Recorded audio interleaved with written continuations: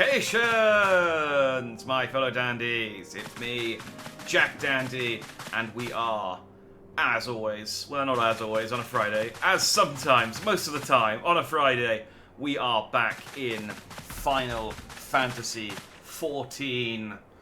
And we are, finally playing Endwalker. It's been a long time coming, so I'm fiddling with my mic. It's a bit loose. I was just a bit worried. It's fine. Yeah, this has been a long time coming. So the Endwalker DLC came out. I'm gonna end group post because the noise of me doing that emote is irritating. When I started this when it came out on PS5, which was 2.5 years ago, and Endwalker was available for pre-order. And I pre-ordered it, and I got this cool key earring, which I've worn through pretty much the entire main scenario quest. And now we're here. We're at the beginning of Endwalker. I can finally, will be like current-ish. I mean, obviously, Endwalker's currently on the post-Endwalker DLC. I think there's like one more patch, and then it's just the wait until Dawn Trail. But I'm, technically, if you can count Endwalker as, one whole expansion, including the post-patch, I'm on the most up-to-date content for a change. So yeah, so I've got 17th of November now. I've got, 5.5 months, give or take, to, I don't think Dawn Trail has an exact release date yet, but, summer. I've got sort of for like 4 to 6 months to get through. More than 6 months. I'd say 5 to 7 months. 5 to 7 months to get through Endwalker. I'd like to get through Endwalker a bit quicker than 5 to 7 months. Just because there is a couple of like little odd bits I'd like to do. I'd like to do the raids. I'd like to, try and get all the triple triad cards. So it'd be nice to have a little bit of a gap. Plus there's like a load of side quests that in Endwalker that I'd like to try, like Tartaru's Day Off, or whatever it's called, and the new Hildebrand stuff. So, but it'll be easier to figure out how close I am as we get closer to Dawn Trail, and I can pivot, and if need be, I can just do like extra streams just to get on top. Yeah, well, I should just let's get going. It's Endwalker time. So what's happened? What's happened to lead us up to this point? What's his chops? Xenos has taken over the Empire with the last Ascian. I think it's the last Ascian, whose name escapes me. And they are causing shenanigans in Garlemald with towers, which are turning people into not tainted. Are they tainted? Well, the sort of thralls of Garlemald. Oh, I didn't see Ishtola and Alice sat over here. Hi. I should talk to everyone before I start the DLC. Maybe they'll give me some. In fact, let's do that. Maybe they'll give me some. Give me some reminders about what's going on. Oriange. Much and more have we discussed of the Teleforoi's machinations since Sandcred and I did return from Garlemald. Verily, their troops doth appear to have been tempered. Tempered, that's the word. In much the same manner as those engaged in the construction of the tower edifice in the capital. So yeah, so they've been building towers all over the place. Somehow, without people knowing, that bit's not been explained, but maybe they're just really good at their job, and they've been powering it with some of the beast tribes. When Arenville tried to free the Amalja held at the tower, it triggered some sort of alarm, and the captives were killed instantly. As such, we have no choice but to leave them in the clutches of the Telophoroi until the means of rescuing them has been found. In the meantime, the summoning of lunar primals will continue, just as we must rely on the Grand Company of Eorzea to put down such entities and prevent any further abductions. Not abdications. None of the kings and queens are stepping down. We're fine. So too do they rely on us to come through with our investigation. Right? Yeah. Actually, this is a good idea that I've had to talk to the characters because this is reminding me. So they're summoning lunar primals with the with all the dudes in the towers to protect them from anyone who would go in and try and save them. Because they're tempering people, only a handful of people can even get close to the tower anyway. Whatever it is my father and the Forum are hiding, I'm determined to get to the bottom of it. Oh yeah! And we... yeah, we petitioned... God, I've forgotten so much. We petitioned to, new... where Alisaie's dad lives. Fuck. New... Yeah, anyway. And they said no. But it seems like they may be hiding something. Those who are brought within close proximity of the towers are tempered into serving Garlemald, then forced to summon lunar primals with ether drawn from the land.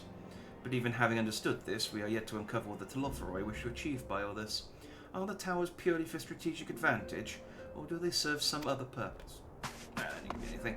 Not only do the members of the Forum intend to adhere to their long-standing policy of non-intervention, they made a point of sending Master Forshino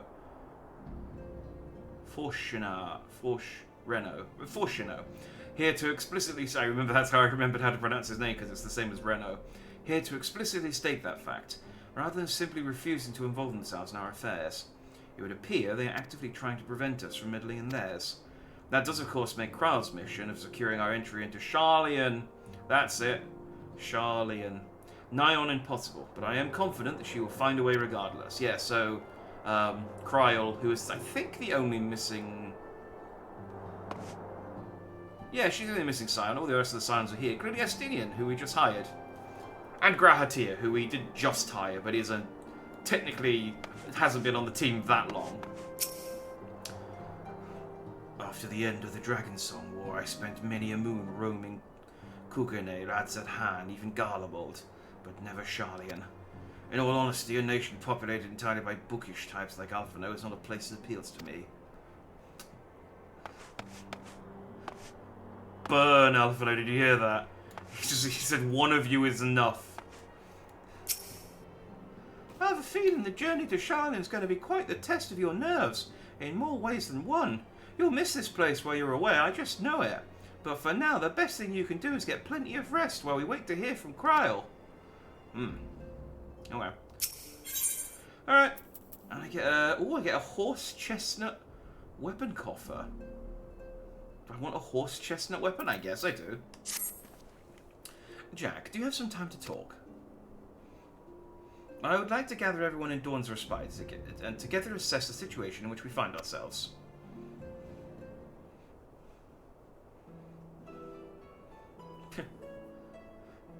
We could use the table, but there aren't enough chairs. So some of us are going to have to stand. It's like, well, if we're all going to stand, if some of us are going to have to stand, we might as well all stand. It's like, well, that's ridiculous. Like, so some of us could sit, some of us could stand, and we could, like, alternate if people's legs get tired. It's like, no, let's just stand awkwardly in a circle in the carpeted area. It's fine. Let us take stock of the facts, shall we?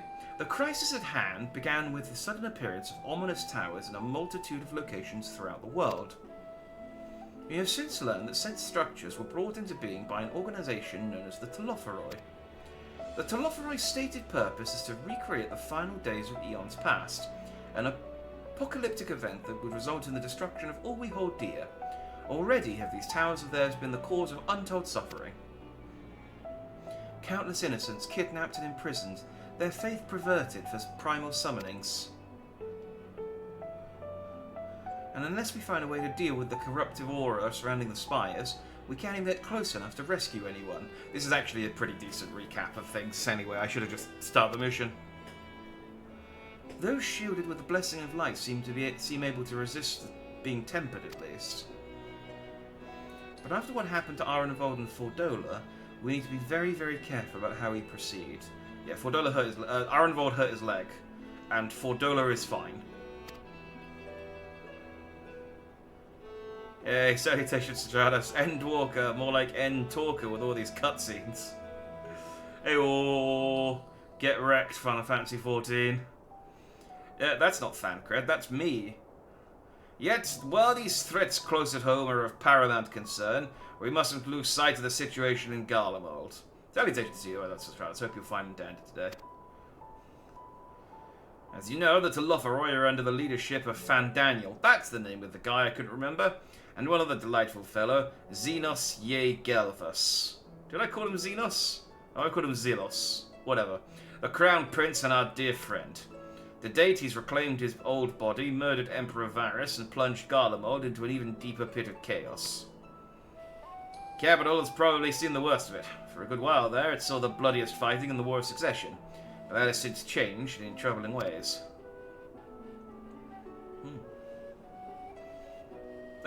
During our reconnaissance, the air was not once rent by the barking of cannons or the cries of discord.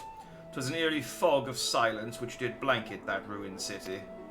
The inhabitants appear to have been tempered, and with nary a word spoken did they labour to transform the palace into a soaring edifice born of nightmares. Why didn't we get tempered? Don't ask too many questions. We're main characters. We have plot armor. If they were indeed made thralls, it seems safe to assume that these events too were orchestrated by the Telophoroi. An army of primals is awful enough, but in light of recent developments, I fear it is only the prelude to an even greater catastrophe. We need to devise a means to counter this threat, and quickly, before our allies are overwhelmed.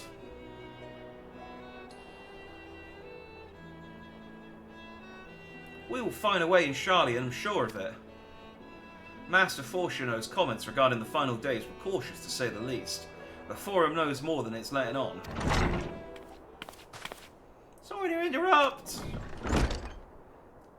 We've just received word from Mrs. Cryle. She says that arrangements for your visits have been finalised. Oh, we're going to go to the new area immediately. That's cool. Sometimes it takes a little while. You're to head to Limsa Laminsa and board the next ship bound for Charlian. Too good looking for mind control. They really do just gloss over the fact that, yeah, the entire city's been tempered with these towers, which temper everyone in the city, except us, for no reason. Like, I mean, I guess maybe they did the tempering, and then they kind of went, okay, everyone's tempered, you can switch it off now. We don't need to keep tempering people. And so they got there after the fact, but... And on arrival, present yourselves as associates of the students of Baldesion, come to assist with the Order's restoration.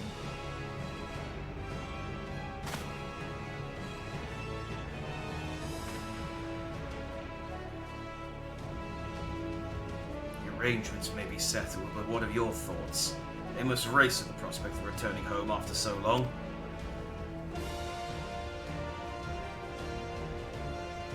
I am eager to see it, of course. Of course. We should set off at once.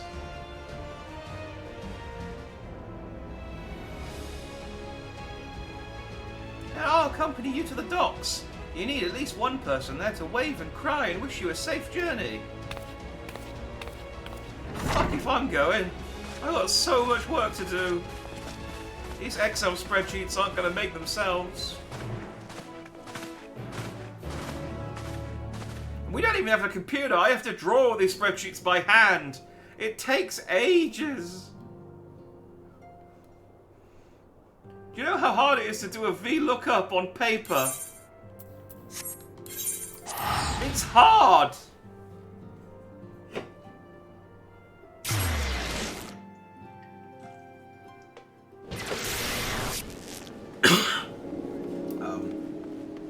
But yeah, but it's cool that we're just like straight away, yeah, go to Shine. Normally there's a little bit of dicking about first.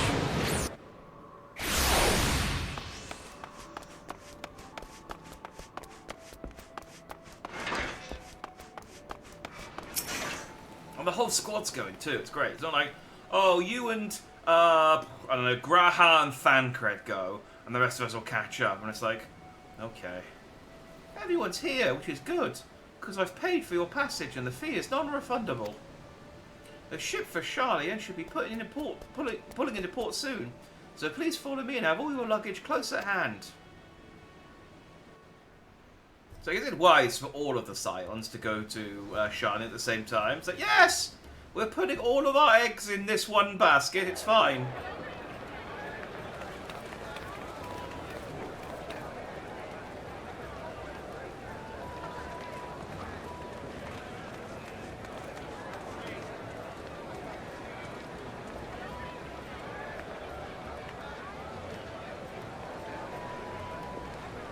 They've almost finished loading our cargo. We should be ready to depart right on schedule. Or so I'm told. Schedule.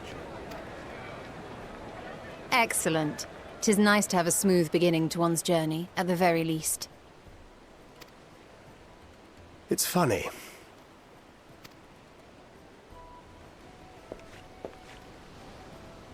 Master Louis Soir came here on a ship very much like this one. Is that funny? And now, years later, the street urchin he befriended that day is bound for his mentor's homeland. With his mentor's grandchildren, no less.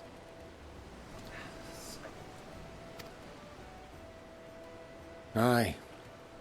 'Tis upon reflection that every twist of time's river and fate's whims are brought into sharp relief. Thou hast matured much in the intervening years. Wert thou not caught attempting to relieve Master Louisois of his purse scant moments after he made landfall upon this dock? I was hungry. And you look like a nerd. Oh, really? Now that's a tale I'd like to hear.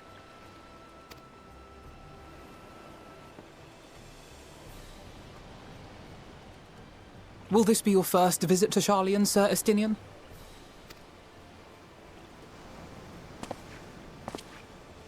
Sir Estinian? Are we strangers newly met? Why this stiff formality? Just call me Esty, bestie.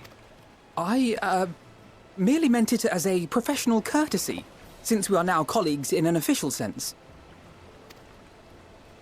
I'd rather you dispense with the sirs, especially in private company. Or I'll be forced to respond in kind, little Lord Alphino. You've made your point, Estinian. Painfully well. If they ever do time skip Alphino, I hope that he ends up Better. cooler than Estinian. Just for the shits and giggles.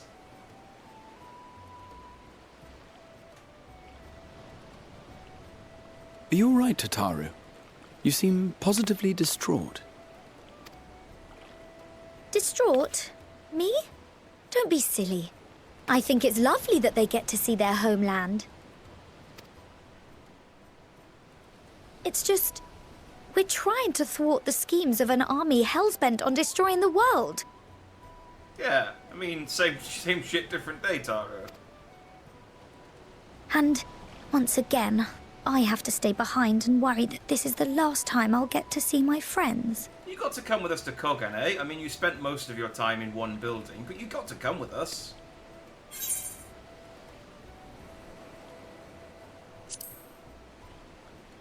I'll bring you back safe and sound, I promise. They're all in the Dawn Trail trailer, so I'm pretty sure they're all going to be fine. I'll hold you to that. There is absolutely no stakes. Ah, good. You're still here. Maybe Hori, I don't... These two I don't know about. They might die. Hori! Coulternay! What brings you all this way? Hey, salutations, Briar. They promised to take me to Chuck E. Cheese. Like, oh. So we'll go when we're back, Tartaru, don't worry. But yes, all's well with me, Briar. Hope all's good with you.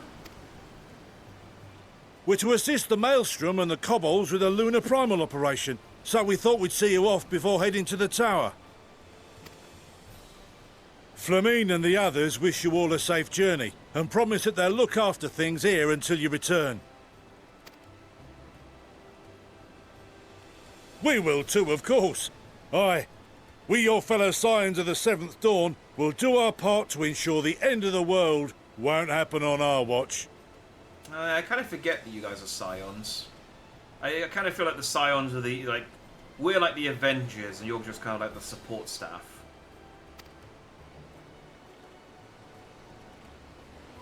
We're set to sail! All aboard for Charlian!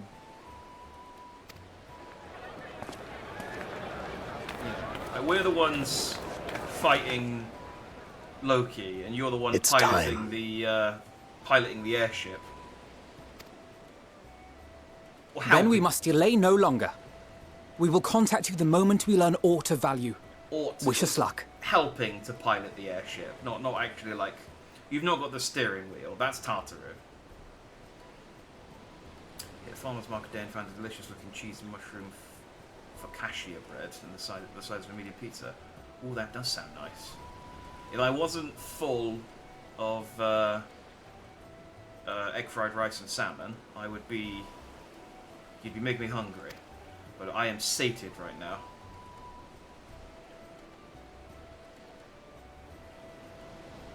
Have a safe journey, and please, please, be careful. No.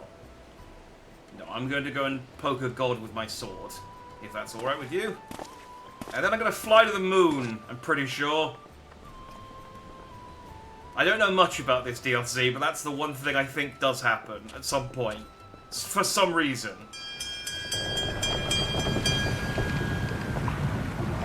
Like, don't get me wrong, I don't want to know the whys or the wheres of it until it happens, but I'm pretty sure it does. And so you venture forth unto the unknown.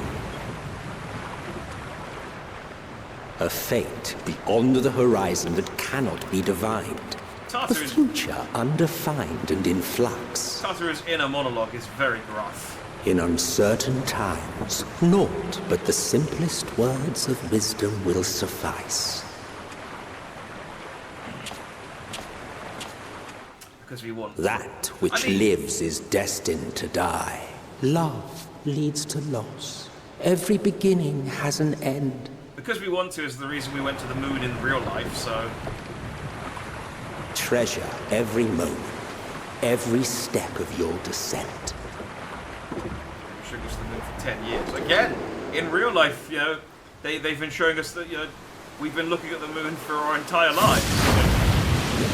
It's always been there half the time. And then, yeah, one day we just went, let's go there. And there, in the depths where souls and stars rest, find your truth. And we told Russia, race you there.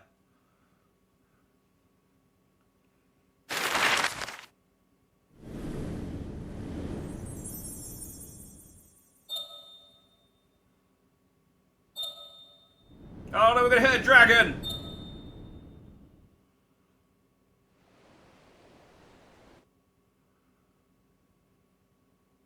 It's like, I thought the dragons are just illustrative, and it's like, well, they put it on the map. Who puts a dragon on the map unless the dragon is always there? That's just careless map making. Here.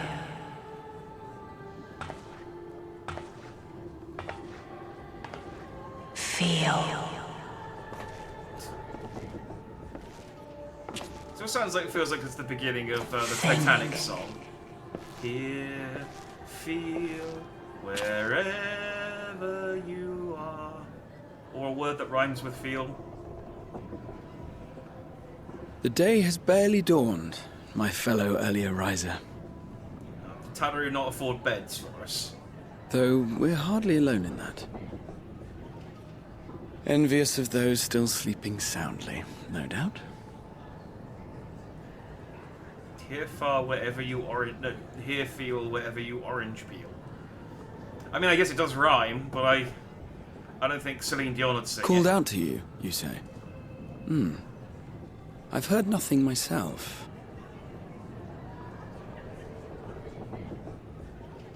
In any case, I dare say the sea air will do you good. Why not join the others on deck? Charlian should be coming into view at any moment.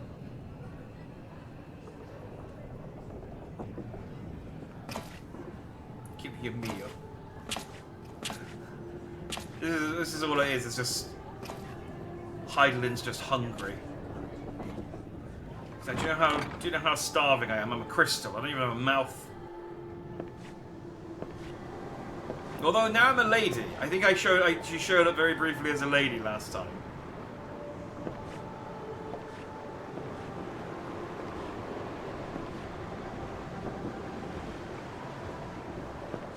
I've heard nothing myself. I've got nothing.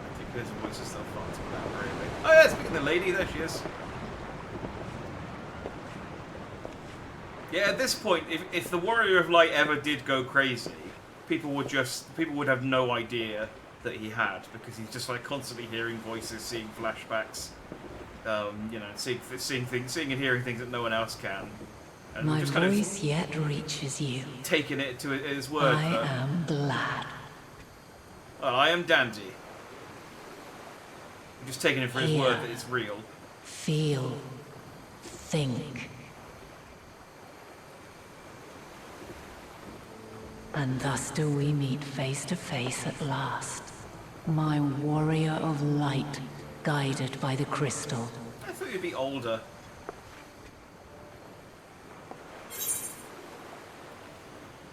I'm horny. Okay, let's try. Let's keep it together. Keep it together. Why now, Heidelin?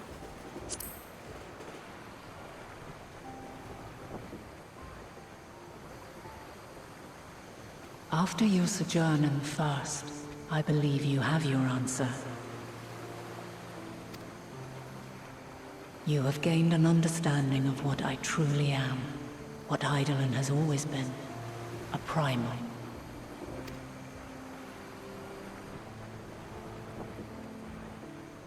Zodiac was created to forestall the apocalypse which threatened the ancient world, and I was brought forth to bind him. Yet 7 times now, those who would orchestrate a return to that bygone era have rejoined a shard to the god I had sundered. Oh, this is your first time hearing her EN voice. And her JP in French. I forget that this game is in different languages. Sometimes. I don't know why. It just doesn't occur to me. The greater his strength grows, the swifter does mine own diminish. The power to draw your mind into the rift betwixt is no longer mine to wield. Yet though it taxes me sorely, I dare not leave these words unsaid.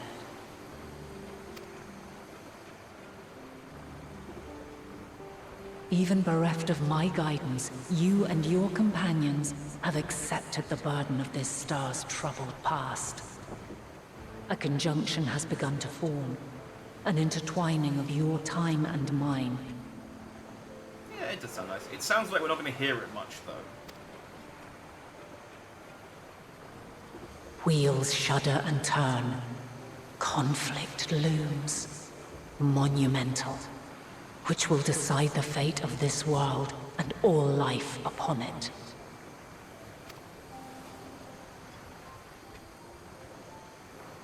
When you truly understand what is at stake, and your journey has prepared you to surmount the insurmountable,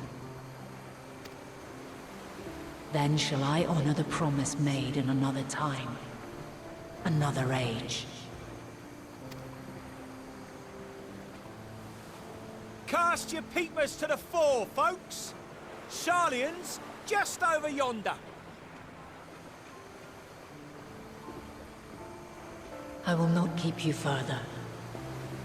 Your traveler's heart must yearn to behold this unfamiliar land. Yeah. No, I want to talk to my We shall god. meet again, and soon. When I can go and look at some island. I mean, it's going to take us like another 4 hours to get there. Boats are slow. I think she just wanted an excuse to peace out. She's like, oh, I see a window of opportunity and I'm taking it. Otherwise, we're going to have like this awkward, like, alright, well, if I don't see you tomorrow, have a good weekend situation that, you know, I always hate saying goodbye to people on the what a Thursday. fine morning. Oh, still a bit stiff though. And a good morning to you too. Taking a look at the island already? Then let's go. Let's go. Might still be room in the prow if we're lucky. Oh, then we can do the Titanic thing. Throughout the whole game, the other side's the fact that we can't really talk to her often. Yeah, she made a like very obvious straight away. It's like, this is really hard. This is really hard to do. There she is. Good old Sharlian. Oh, I see it.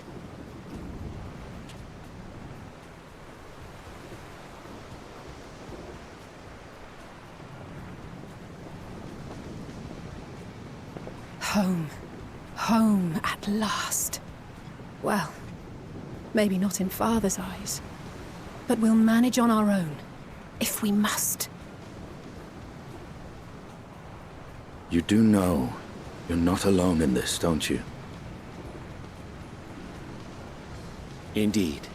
'Tis as Sir Estinian saith. Forget not the comrades who boarded this ship at your side, I prithee. The theme tune starting.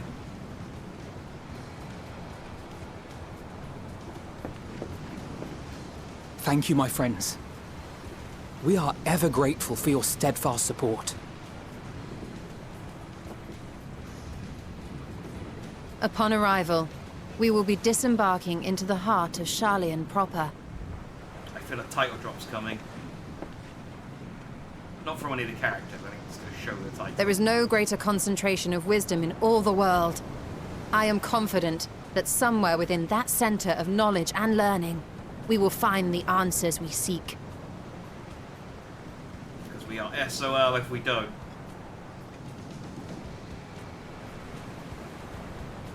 Dude, your dad's a dick, and that's something we can always agree on. Yeah, exactly. It's like, you're not alone in this. We all think your dad's a prick. Pretty glad the band is on this ship to play the theme for this expansion. It's like the Titanic. You gotta have. It's a very long trip to a very long trip to Sharlayan. You gotta have some kind of entertainment. Idle conversation only gets you so far.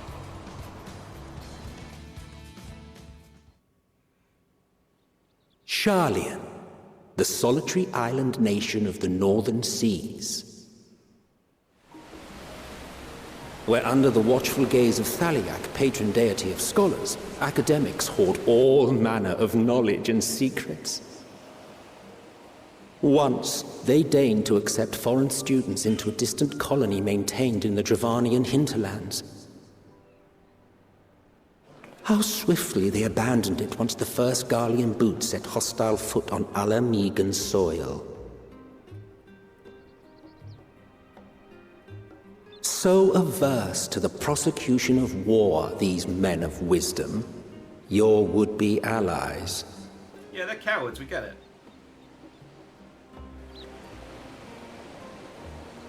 The Swiss of the Final Fantasy world, it's fine. They went, hey, we're going to build a big statue of the God of Knowledge. Should we give her like a book or something? I thought they'd never let us off the ship. Give her a big What's vase. next then? Entry applications? Nothing says knowledge like a big vase. I'm going to be back 2 seconds because I just realised I forgot something. I'll be like 2 minutes.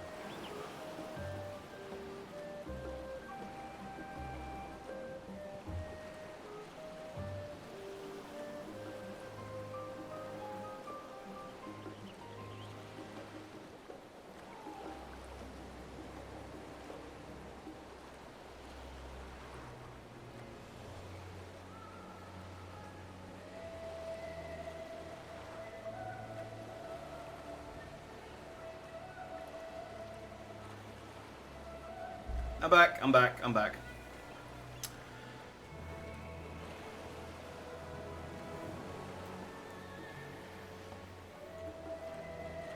Hey, Amy. No worries, happy birthday. Glad you enjoyed your sweet cake. Right, just to check in, when you say my dude, inside voice, are you talking about me or the character? Because the reason I went away is I'm still using a blanket to, I don't know what you'd call it, but I don't have any soft furnishings in this room, so I'm still using a blanket to try and take some of the edge off the echo. But I took a nap this afternoon, it was cold, so I used the blanket as a blanket, and it was still in the living room. and I just realised, oh, it's a bit echoey. So I've just hung it back up, so hopefully it's a bit less boomy in here now. I've had ice cream cake before. I think I have had ice cream cake before. I mean, the thing is with cake, it's any combination of like nice sweet thing with nice sweet thing. It's gonna taste nice. The loud voiceover matching those tall screaming ghost people. Oh, okay, cool. All right, cool. I wasn't sure if it was just like my voice was too booming, but because I've been fiddling with the mic, looking at it peaking. That's what I was worried about. But it should be okay now. But yes. But yeah, it's David's birthday, so I got her a birthday cake. It was made entirely out of sweets in the shape of a cake, because you know, who doesn't like sweets, and who doesn't like sweets in the shape of other things? Anyway, I'm back now. Yeah, thanks. Yeah, but yeah, thanks for stopping by. Yeah, I mean, you don't have to eat the whole cake in one go. It's a good thing. You can cut it into slices and eat it bit at a time. So. Hopefully they find no cause to deny us.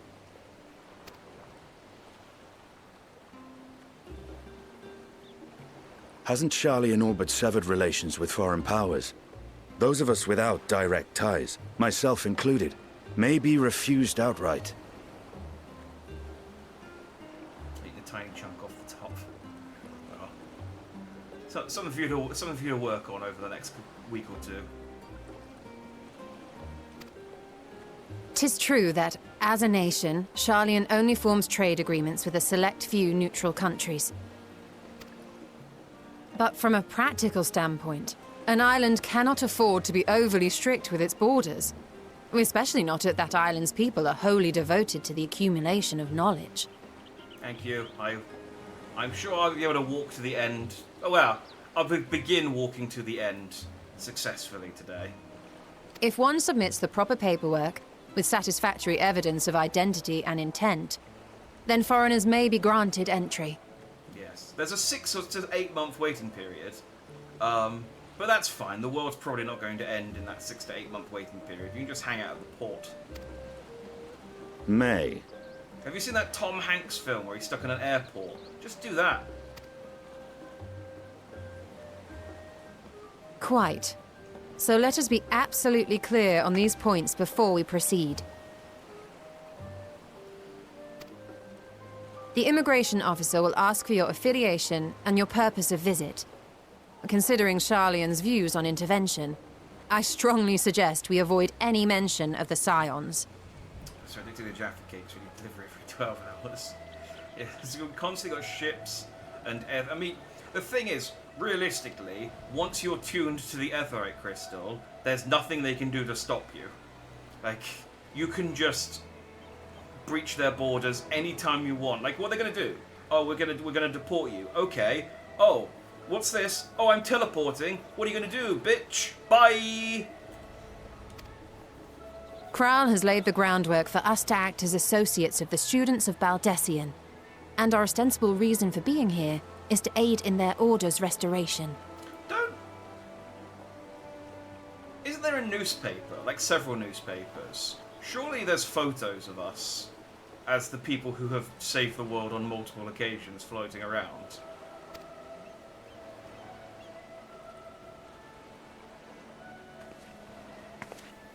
Grahatir, it might expedite our progress should an actual student be seen at the head of our little group. Would you mind leading the way? I like the English VO, I just watched JP and that's my mommy. I mean, I don't 100% share your sentiments, but I do understand the sentiment of being like, the version you watch first is the version that you're kind of drawn to. Like, I struggle to watch the Dragon Ball Japanese dub because Goku just doesn't sound like Goku. Frieza sounds like Frieza. But yeah. And there's some other stuff like that. Of course. The immigration officers were this way, as I recall. Like, it doesn't matter how good the One Piece dub is, there's... I still just struggle to watch anything other than the Japanese sub, just 'cause I'm so used to the voices. And the One Piece dub is really good. It's just, yeah, it just doesn't sound right. There are a few newspapers in the tabloid. Yeah, and they've done reports on us, and surely if this is like the capital of knowledge, they would have newspapers from other countries so that they could find out what was going on in other places. Just as, you know, so they don't have a big, like, massive hole in their knowledge. They're definitely going to know who we are. Although, I say that, do they have cameras in this world? We have mobile phones. Greetings. We've just arrived and are eager to make our way into the city. Would you be so kind as to process our entry applications? Oh, the video from previous stuff. Oh yeah, that is a big, that does help as well. I really like I can't remember his name, but Usopp's voice actor is in quite a few things. He's Krillin, and he was in Ice Shield 21, and he's Usopp. So whenever I hear his voice, it's just like, oh man, it's Usopp. Oh, what's his name?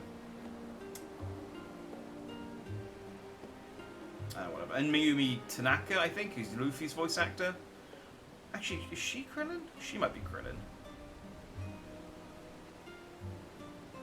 Maybe she's Krillin. And oh, God damn it! I'm so terrible with Japanese names. I'm terrible with any name that isn't like Steve or Dave. I'm like really bad with remembering. Immigration. Oh, papers, please. Final Fantasy DLC. Nice. Oh, I would play that. I would absolutely play that. Certainly. I see by your mark you are an Archon. Oh, is that what that means? I am. Grahat here of the Students of Baldesion at your service. Have they ever mentioned that that's what the tattoos mean? I just assumed that was their, like, Scion badge. I was thinking about... I keep thinking, oh, I should change my character to give myself a neck tattoo so that I can join... I was assigned to an Eorzean survey team, but have returned to assist with the reformation of my order. My associates here will provide additional support.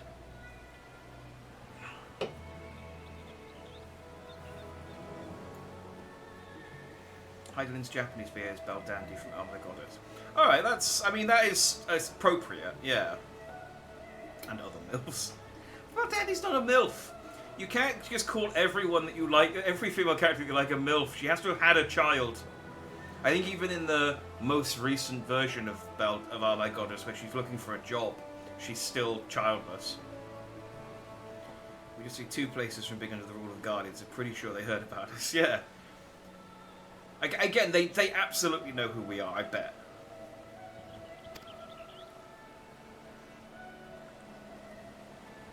Very good. I have paperwork detailing your group and its scheduled arrival for today. Yes, the official is very adorable. I like their glasses. And it seems some few of your companions are also Archons. If you'll step forward, we can process those applications first. Oh, it's like a fast pass. Dang it, I should have got my neck tattoo.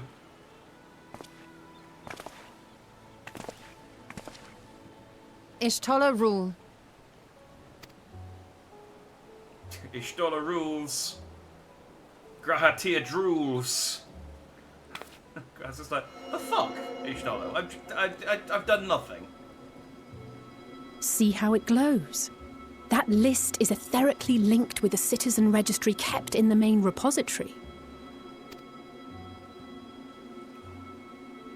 Didn't even buy the battle pass. I know, second class. I've confirmed your status as Archons and amended your travel records accordingly. Welcome home. Now, who do we have here? Ah, the Godslayer. Yes.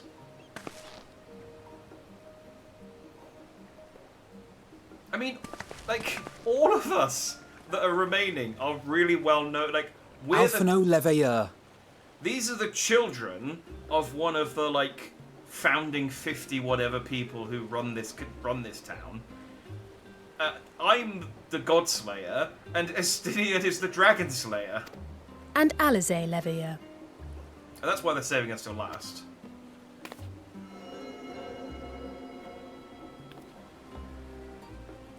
Your applications have also been approved. We're not even using Having fake said names. The streets are abuzz with talk of how House Leveilleur's lord disowned his young progeny.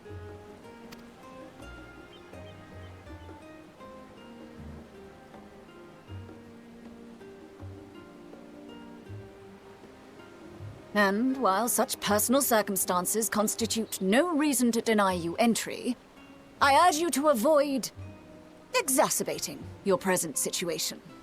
Times are quite troubled enough already.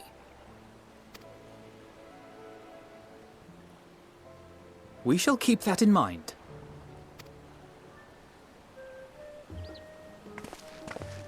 These last two are not Sharlayan natives, but you will find their credentials are in order. An application was made in advance.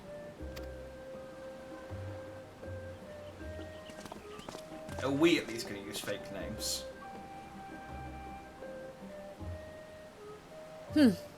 Name and occupation? Jack Dandy, Godslayer. Warrior of Light. Champion of Eorza.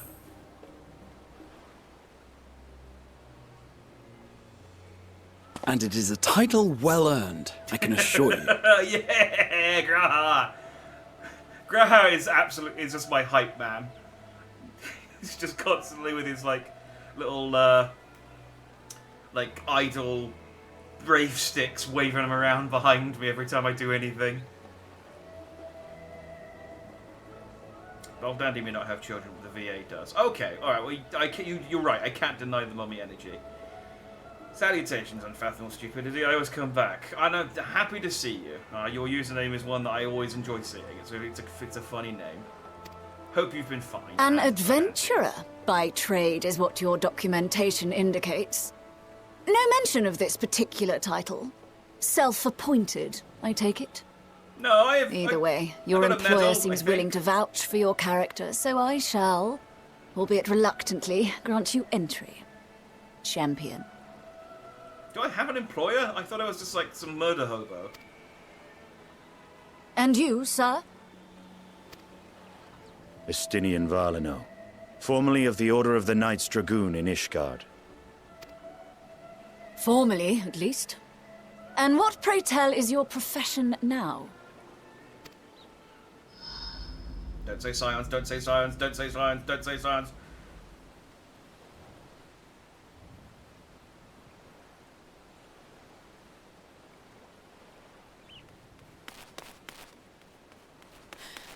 If you'll allow me...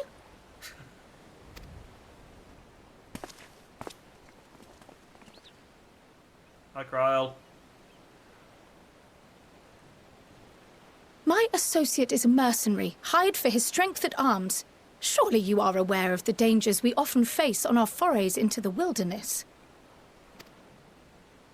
Mistress Baldessian, if you insist on sponsoring his entry, then so be it. I feel like that's something we could have told Estinian at some point beforehand, so that he wouldn't have to be like, oh shit, I haven't thought about this. But while I appreciate that desperate times call for desperate measures, I find your choice of company concerning. Be advised that even a single misstep may have severe repercussions for your organization. I have every confidence in my chosen company, dear and trusted comrades that they are. But I thank you for your concern.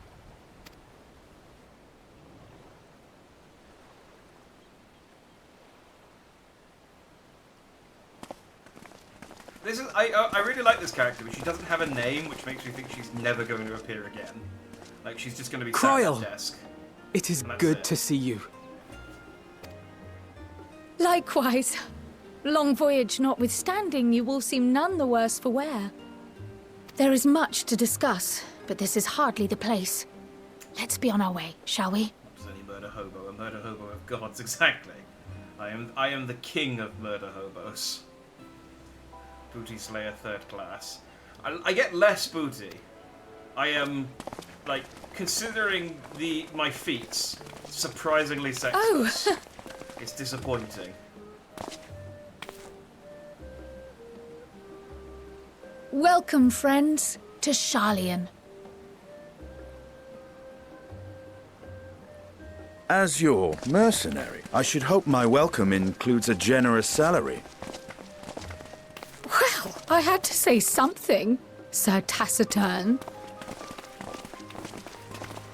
It's alright, deaf people don't need to know what those lines.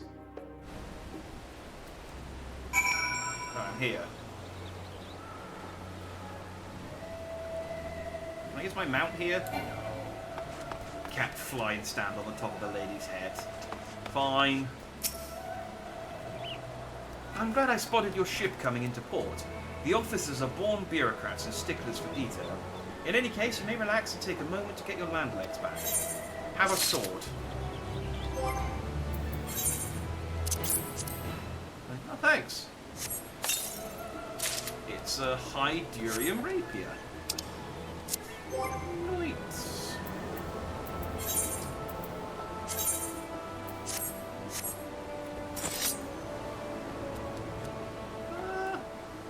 Yeah, I mean, the purple... Not a fan of the purple, but it's fine. What happened to you, Jack? You're invisible. Yeah, I've become a disembodied voice. Can you please click on cryo? Thank you. I've become... Oh, I got my bean, by the way. hadn't quite got that last time. I just remembered he's here plodding along. Yeah, I've become a disembodied voice. It's still me, though. I'm still the same dandy man I've always been. Horse chestnut oh, I get a whole set of horse chestnut stuff. Nice. Happens to the best of us. Yeah, happens to everyone eventually. I had thought to launch directly into an explanation of what I learned and how we might proceed. But this is Jack and Estinian's first time in Sharlayan, and for the rest of you, a homecoming that was long overdue. You must have places you wish to visit and people you're dying to see. Therefore, I propose we postpone our agenda so that you all may have sufficient time to recover from your journey and get your bearings in the city. Once you've settled in, we can reconvene at the Baldessian Annex. How does that sound? Oh yeah, here we go. This is our compulsory guide of the city. It is a fine suggestion. We may not be welcome at the Lavelia estate as such, but I should like to nose around the neighbourhood all the same.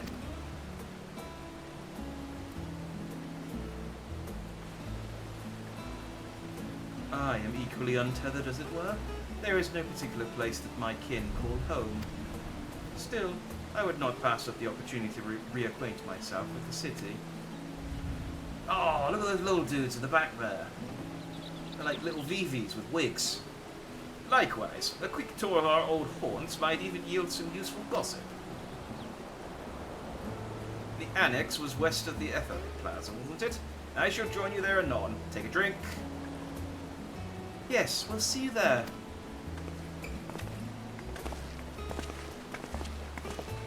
Jack is now Zordon without the cool tube prison or flamboyant lab robot. You don't know what's happening on this side of the screen.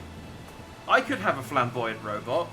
I mean, he mostly just vacuums. And he's not that flamboyant.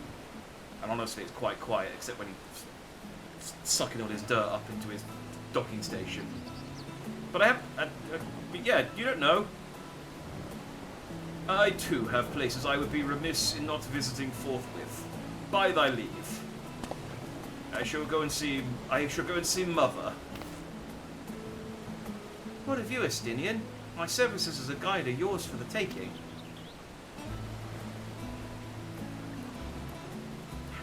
That won't be necessary. I'm just going to jump to the highest point in the city and brood. Until we reconvene, I prefer to wander as the wind takes me. But I could... Oh, Prague got friend-zoned hard. Well, Raha, oh, she's got a nickname for Graha. Raha, would you like to join us then? You've been gone for quite a while, and this would be the perfect way to refresh those dusty old memories of yours. Oh, of course, if you'll have me. Come, Jack. Sharlayan awaits. Nod. I want to see these VV-looking dudes. Look at them!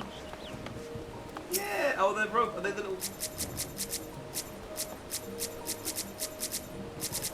Okay, that's cool. Target literally everyone except...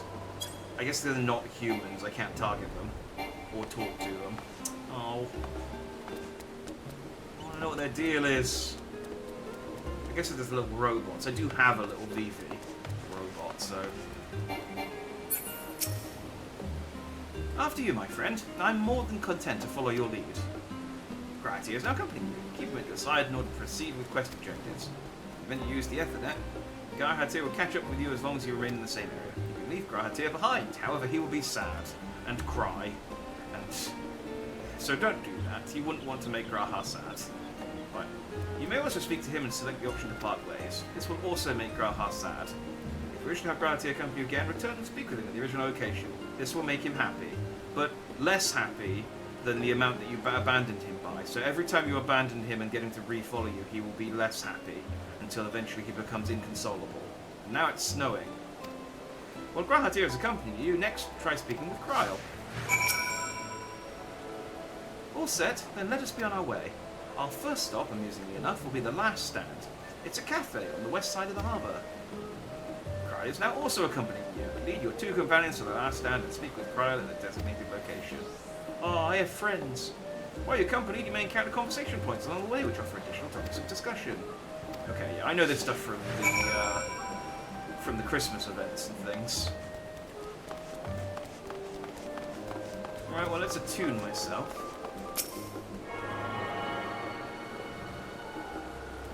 It's been a little while since I've had to attune to anyone. Oh! Hey, Stratus. Like the least sneaky person ever.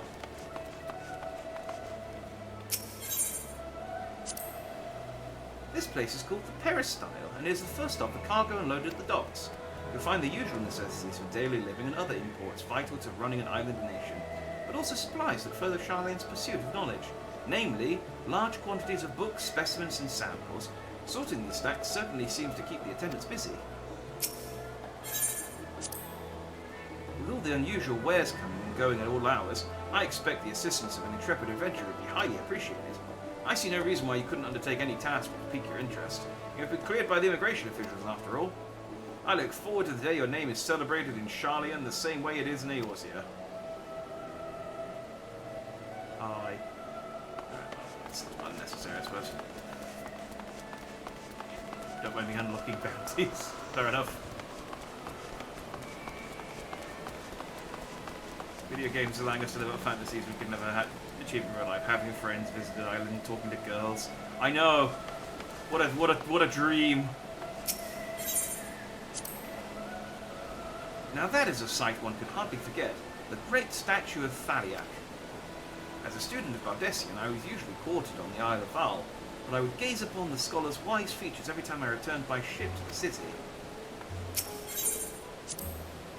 The path leading out towards the sea is known as the Thaliak Stoa, so named for the statue of the scholar which stands at its end. As you know, the Charlian people prize the accumulation of wisdom above all else.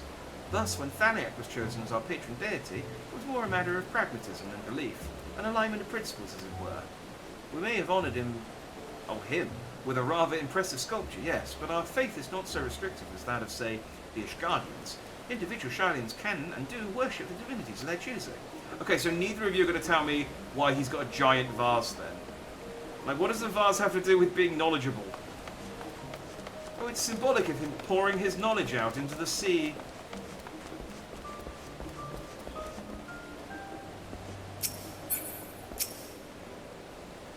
And here we are, the last stand.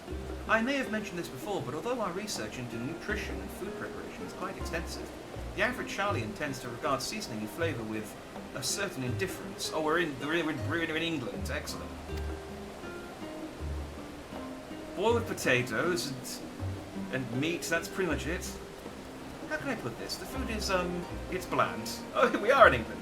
And as encapsulated by our infamous Archon loaf, the prevailing sentiment towards cuisine is dietary value first and taste a distant second. Oh, well that's not true at all. Well, dietary value definitely isn't placed first. But yeah. There was one pupil at the student, however, who could stomach the school's insipid meals no longer, so he quit his lessons and poured all his savings into building a proper eatery.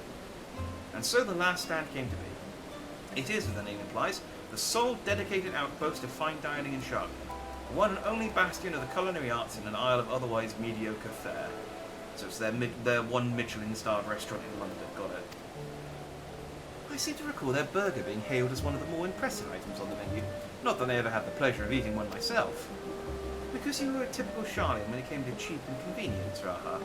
But surely Tartaru has since taught you how to appreciate a well-prepared dish. We should all stop in when time permits and sample the cafe's delights. Shall we press on? The stairs to the side of the cafe there will take us up to the Etherite Plaza.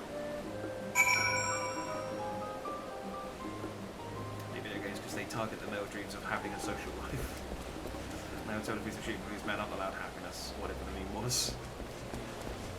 I'm not familiar with the meme either, so I can't help you there, unfortunately.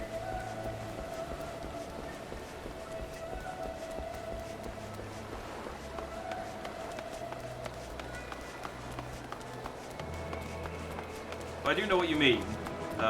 Things like Persona and stuff, where it's like, oh, you need to create social links with people in order to get stronger. It's like, really? Can I not just, like, stay in all day? Like, you know, just wear my dressing gown for 3 days?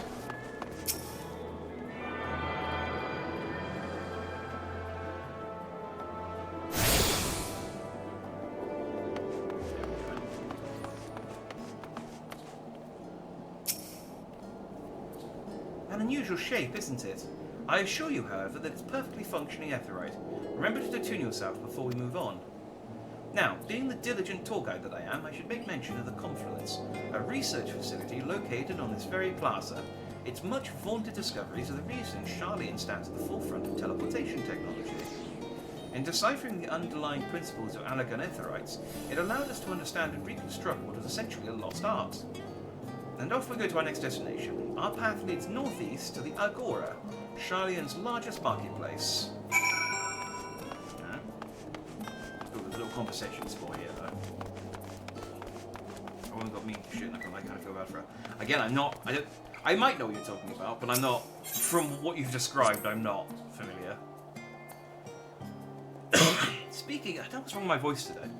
It's, hoarse, but not, it's fine at the moment. I just need to cough a bit. Speaking of Etherites, those teleportation fees do add up after a while, which is why I tended to rely on the far cheaper ferry service. I was pleasantly surprised when Mistress Tartaru informed me that the Scions are reimbursed for transport. Oh, wait, what? Are we? Oh, is that the money I get from my missions? Is that just to reimburse me for my teleportation costs and that's it? Is that, do I just not get paid? I just get comped for my expenses? Is that what the mission rewards have been this entire game? Is just Tartaru comping me? God damn it. That explains why it's so low. But I find old habits hard to break. That and I'd rather not be bothered filling out the necessary paperwork. Oh, Tartaru must hate me. Like, I come in after a mission and I just go on like, yeah, I need to process these expense claims. I just give her like a phone book of forms. It's like, yeah, I teleported to Limsa, then I teleported here to talk to this guy, then I teleported here to talk to this guy. Then I had a sandwich. That's the entrance to the Confluence. I have no doubt their expertise will provide useful at some point, so I suggest you remember the way here. Oh, okay. Well, I mean, if a quest marker takes me there, sure. Let's crack on then, I guess. In Shenmue. Find my father's killer. No, I'm going to buy Sonic Gacha and play Super Hang-On and Space Harrier. Yeah. It's like, we need you to go and save the world. It's like, oh, you've got a collectible card game? Well, well, well. Time to play this for the next 7 hours. It's like, okay, I guess the Garlean threat can wait. Welcome to the Agora, where you can find wares made in Charlian, as well as a wide selection of imported goods. They also used to sell questionable prototypes from the various research institutes, but I think that practice has thankfully died out for the most part. Otherwise, I can think of no better place to stock up for your next big adventure. Am I overselling it?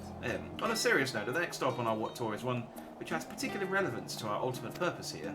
We must head back to the Etherite Plaza, follow the path north, and climb the stairs up to that imposing building at the very top.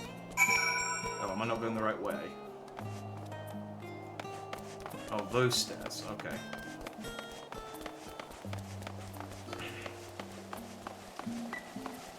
Haha.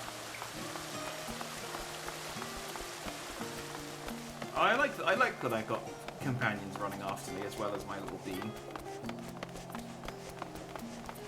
It's nice. It makes me feel like I'm actually playing an RPG.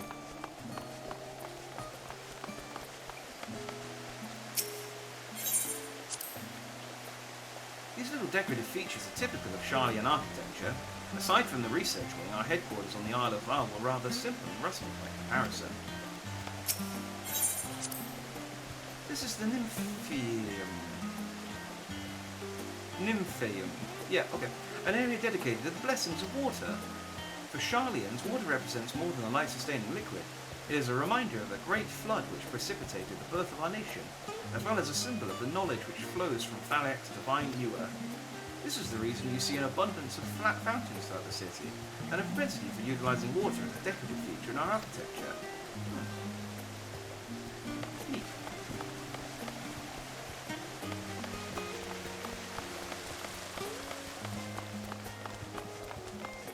Okay, sure, Garlemald is currently brainwashing the whole planet, but this new guy has 2 Yu-Gi-Oh cards I don't have. Look. I mean, yeah. The thing is that I'm in a new continent. There's gonna be new guys with cards, and as soon as I find them, the main scenario quest is coming to a grinding halt as I try and get my new cards. Oh, I wondered what that was, and it's a Reaper just sat on the awning. The grand structure before you is the rostra. The name refers to the original public platform erected here upon which a forum of elected representatives would deliver orations and debate policy. Although the stage has since evolved into council chambers, the nature of the forum and the duties of its members remain largely unchanged. Now I'm boring you, Raha. You seem awfully distracted. My apologies. From here one can see the entire city spread out below. The vista put me in mind of my arrival in the first. Those who had gathered at the Crystal Tower asked me how they might go about building a new home. Naturally, my answers were all inspired by my knowledge of the finest settlement I could think of, the great city of Sharlayan. And bit by bit, those few buildings grew into a town, a community, the Crystarium. I can almost see its echo. I see. Feel free to come up here whenever you wish. I don't think the councillors would object to you simply enjoying the view. Such memories should be treasured. For now, however, the tour must go on. Our spectacle of sightseeing concedes with the fittingly named Journey's End. Walk down the stairs to the east and continue straight ahead.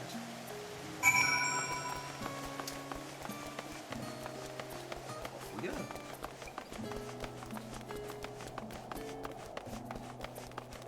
Yeah, because none of the shops and stuff have got like icons. Oh no, they do have icons. Well, I can't click on any of them. So I'm assuming once this mission ends, or at least once I'm out of this mission, I'll be able to look at the marks a bit better, and I'll be able to see whether there's any triple triad guys here. We've arrived at Journey's End. History tells us as this was where those who put ashore with Archon Nunkref built their first homes. Silly name. In the present day, it serves as the resident district for the most important officials and the oldest Sharlayan families. You'll see that one mansion is clearly larger than its neighbours. That estate belongs to our friends from House Lavilia. All things considered, we should probably keep our distance for the time being. And with that, we bring our little Sharlayan tour to a close. I hope it has proven to be an entertaining and enlightening experience. Now, shall we head directly to the Baldestian Annex? You remember the way, don't you, Raha? Let me think. We head down towards the harbour, cross the bridge to our right, then follow the path below the Etherite Plaza. Correct. After you, Jack. Yay, my friends are still following me. Alright. Oh, I'm going to get attuned to this shard while I'm here. Ladies. Like, we should keep a distance from the House of Lavilia. It's like, hang on, there's a shard outside.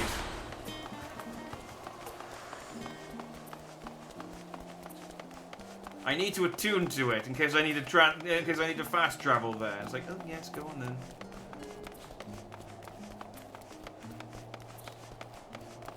Just immediately ignore my advice. That's fine.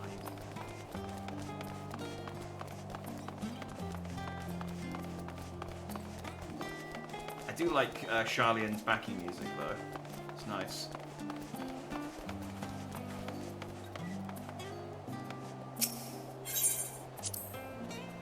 Right, we cross this bridge here, as I recall. Stick to the path and be careful not to end up back at the Everett Plaza.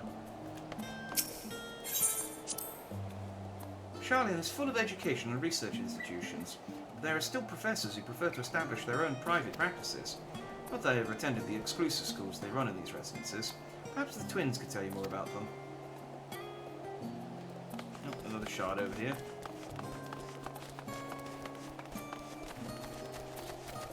Actually, the work have save points like Final Fantasy. Do so much more stupid shit than do now already. I mean, yeah, extreme sports would be a lot more popular if you could just be like, okay, I'm gonna pop a save point. If I screw this up and kill myself, I'm just gonna respawn back over here.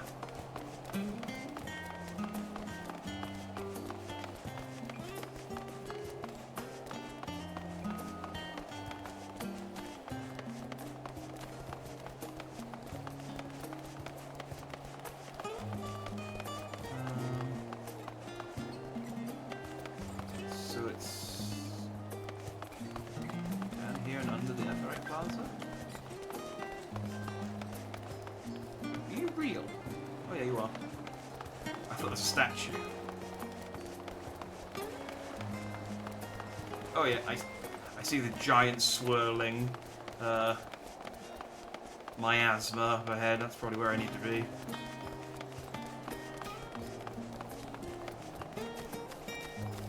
The weird chocobo Tunbury outside.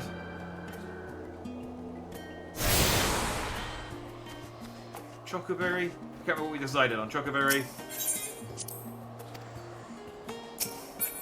No, there you go. The skip on that was Skyrim themed. Yeah. Skyrim had... Skyrim's quick save and quick load. I think I might have seen that one. Chocoberry, that was what we agreed on, wasn't it? As the joyous look on Raha's face has undoubtedly informed you, this is the Baldessian Annex. If you continue up the hill, you'll arrive on the doorstep of Phenomenon. I always have struggled with that word. I have struggled. I always struggle with that word because my brain can't get the M's and the N's the right way around. Phenomenon. But I think we've explored enough for one day. We can take you there another time. Inside with you then. That and anemone is one that I used to struggle with anemone a lot more. I'm back, and I brought Jack and Raha with me. Ah, you were right about the ship then. Hello, Graha. It's nice to see you again. And it's a pleasure to finally meet you, Jack. I've heard many a tale of your exploits. Oh, Jika? Oh, Jika Tsunjika? It has been an age. Allow me to introduce Ojika Tsunjika, Administration Officer for the students of Baldessian. He oversees the day-to-day business of the Annex. You may recall meeting his cousin, Ichika. No? Oh.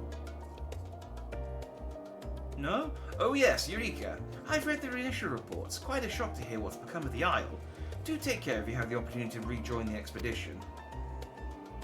I did a little bit of it, and I got bored. This place is like a second home for the students. The Isle of Val served as our main headquarters, of course, but we often had occasion to visit Charlian. Whether to make use of the city's research facilities, attend conferences, or procure supplies from distant shores. And the annex here was built to provide lodgings for our members while we engage in such activities. Ever since our former headquarters, along with the Isle itself, vanished, the annex has served as our base of operations. And yet it feels so empty, with so many lost to us. Our organisation is a shell of its former self. The day will come when we will see the students rise again. We've got a necromancer working on it 24/7. But first, we must ensure that the Telophoroi fail. Oh, imagine if necromancer's the other new class for Dawn Trail. Like you can have a load of skeleton buddies. Through that door on the left there is the main hall where we can discuss our options moving forward. Once everyone arrives, that is. You probably have time to rest before our discussions begin in earnest.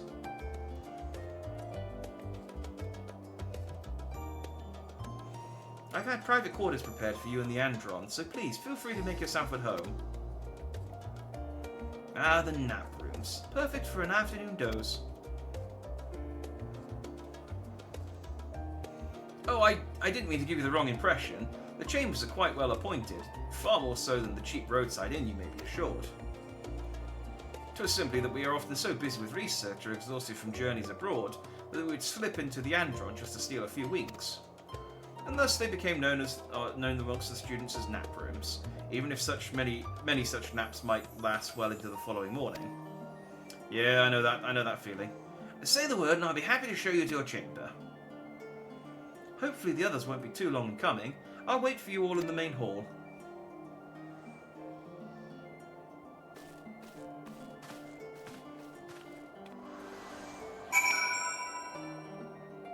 Lion and line is the bane of my existence. Line. Oh, I can see that one. Yeah. For me, it's just when there's like lots of syllables and lots of alternating, like similar consonants. So yeah, like anemone, phenomenon. There's probably others, but I can never remember them in the moment. Ajika was a main character in the Eureka raid. Ah, okay. Did I? We didn't get very far though, so you didn't meet him.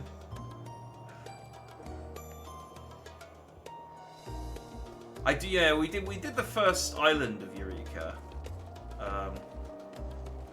Badass purple halo armor is for the Endwalker raid, by the way. Yeah, see the thing is like, I see some of the raid armor. I follow the Final Fantasy XIV Twitter, so they've shown off all the new raid armor for Endwalker as it's come out. There hasn't been a single set that I like the look of. This is the reason I wear the red mage gear so much, is because I just really like this set and the Blood, Stormblood. No wait, Stormblood's the one that came in. The other one. That one. I really like these cloth red mage clock costumes. So this armor doesn't really do anything for me. It's cool though, but we got about through 30 to 40% of the first island. You showed something like 50. Oh, so we were just shy of Ajika showing up. Yeah, it's all a bit grindy.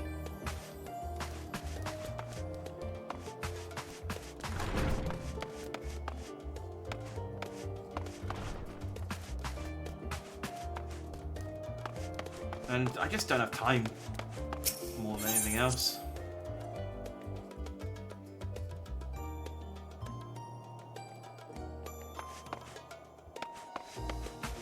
Maybe one day. Feeling refreshed and alert, our colleagues should be wandering in soon, so I suggest we stay here and wait for them to join us. Do you plan on finishing Eureka, or can I say spoilers? I probably won't finish Eureka. Pray forgive me. I was delayed. There's not really... I mean... I think there might be a triple triad card in Eureka that I might need to get, so I might do some more of Eureka, but I probably won't finish it, I don't think. I can't remember why I wanted to do it in the first place, to be honest. I think I did it because you said it was good. It was fine. I prefer that to doing a raid. More than one card. Okay. I tentatively might go back and do more Eureka just for the triple triad cards then. So... let's err on the side of caution and say no, in case I do. It's fine, Urianger. We're all here now. Let's get down to business then, shall we? Be a man. You must be swift as the coursing rain. Come what may, we must prevent the Telophoroi's plans from coming to fruition. At present, I see two paths for gathering the information which may aid us in achieving that goal.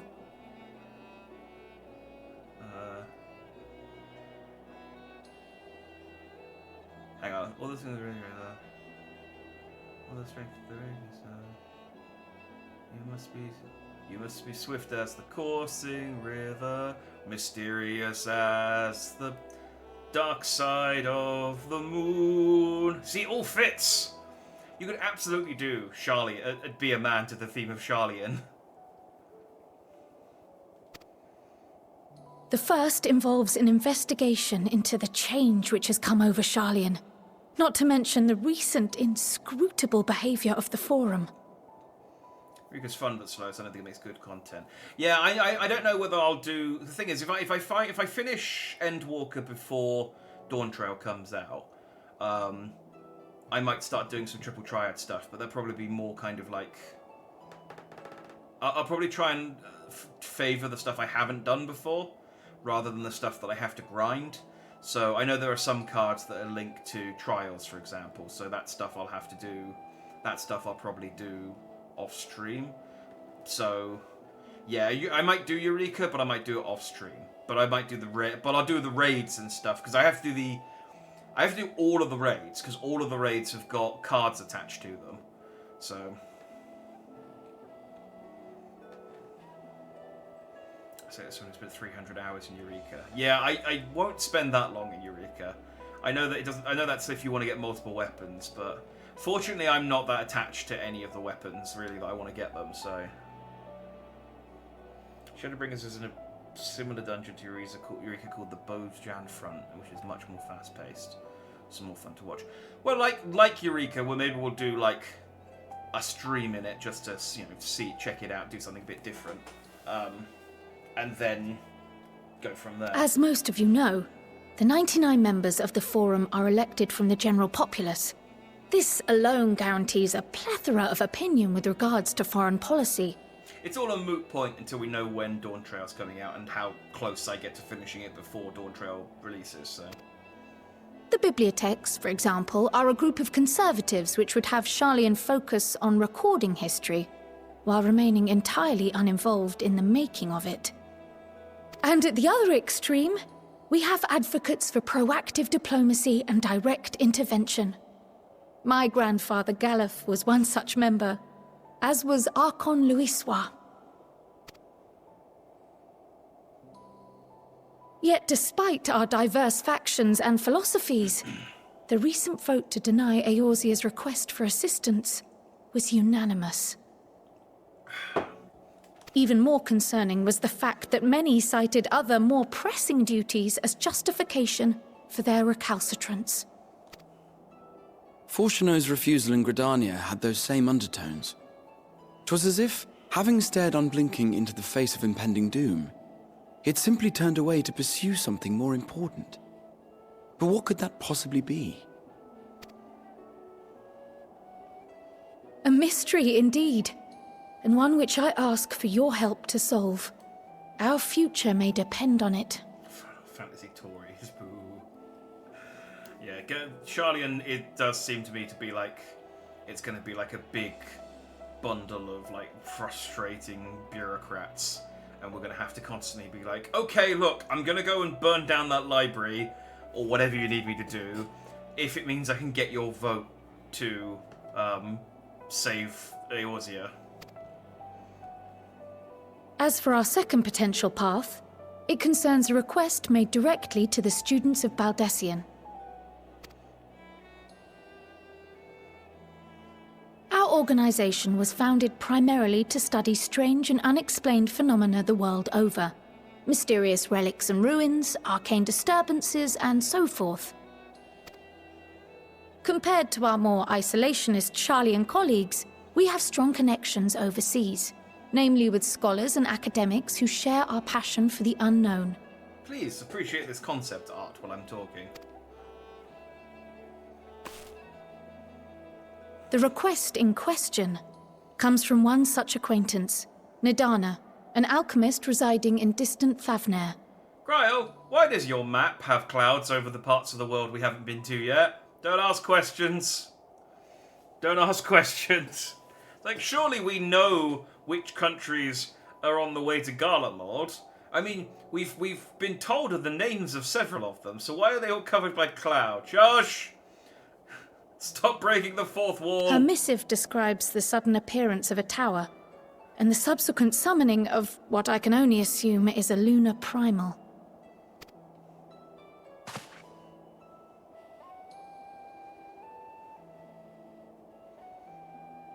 In response to this threat, the Satrap of Radzat-Han, the individual who governs the city-state, has instructed the alchemists to find a means to deal with the spire. The artisans of that land are heirs to an ancient tradition, one rather unlike that of their Uldan counterparts. It is possible, nay, probable, that they have gleaned truths unattainable by Eorzea or her Far Eastern allies. They do, in fact, appear to have a strategy in mind, though it will require further research. To that end, they have requested an introduction to a capable warrior shielded by the blessing of light. Assuming we divide our forces to pursue both of Kral's lines of inquiry, then having you join the group heading to Thavnair would seem the obvious choice. Yeah, I mean, I am the only one... I think it's me and Kryl are the only ones who have the light blessing at the moment, I think. I mean, unless we sent 4 Dola over. But the investigation in Sharlayan is of vital importance as well. Equal, I think, to the Thavnarian one, given that the fate of the world may hinge on the results of both. Punch it really hard, it solves so many problems. I mean, it does. It's what it boils down to. People would riot if there wasn't a combat encounter at the end of each DLC. Like some big climactic fight against some big bad boss. It's like, we can never... You know, we're never going to prevent the fight. We're never going to find some way to talk it out. It's always going to end up with us fighting something. Yes, it is quite the quandary. Though it is a great imposition and an altogether too common one, our efforts would be more likely to succeed were you to lead the charge on both fronts. Boff. You are indeed our champion. As to which task to tackle first, we will defer to your decision. Let us next decide how everyone else might best be assigned. As for myself, I shall continue what I've begun in Sharlayan. I should also like to steal the services of an Archon or two. And thereby gain access to a greater range of reading material. I will help with that. Allow me to offer my assistance. I have some small amount of experience in the field of research.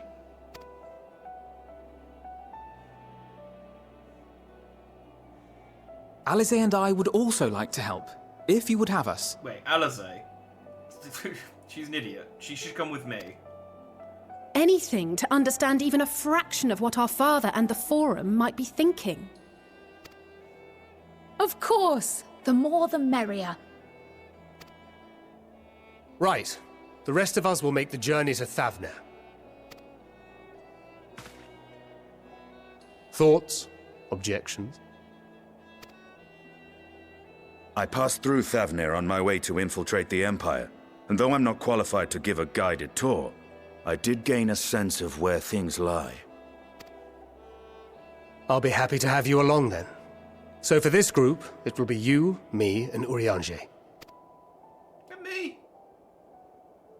Give me a moment afterwards, and I'll supply you with all the details of Nadana's request. Consider this hall our rendezvous point once our respective tasks are complete. May our investigations prove fruitful.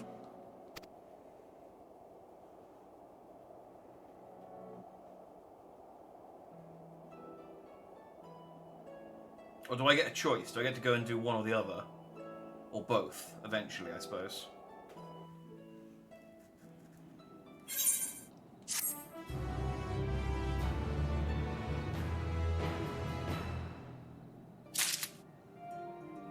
Oh yeah! I can go and choose. Do I want to go and hang out with the nerds? Or do I want to go on a road trip with the boys?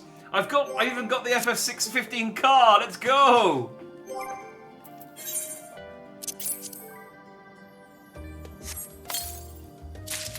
I know, I got a new shirt. Oh, it sucks. Hang on, I need to fix this. I'll be back in a second.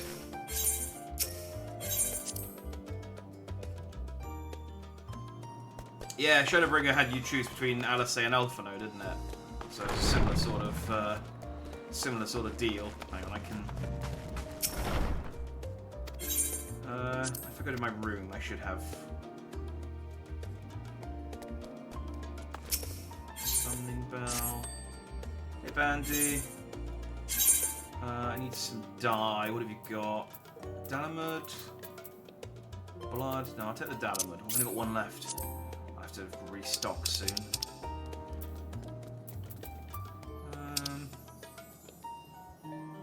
Yeah, you got any gil? I'll give you your cash. Here.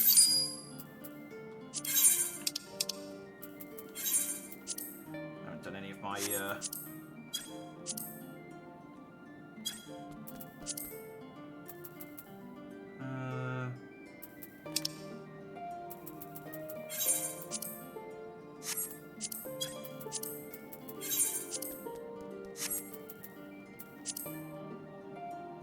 that's just not worth much. Oh, I know what I'm missing. Give me my venture report. Yeah.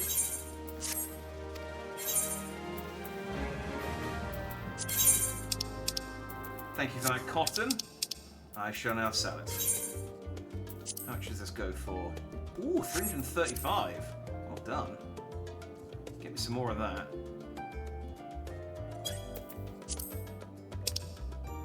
This is the only way I make money, really, is by making Bandy go out and do jobs for me, and then I take her money.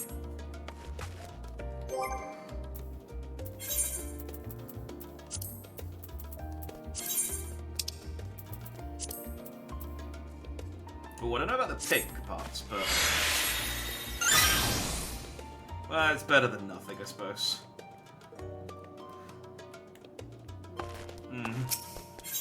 Maybe that'll look better when 2 levels of dye become available.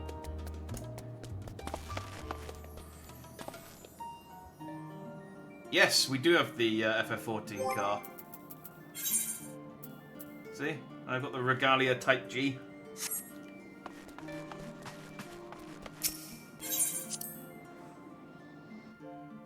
And it did come with Noctis's outfit, which I don't think I have set up currently. I have Squalls.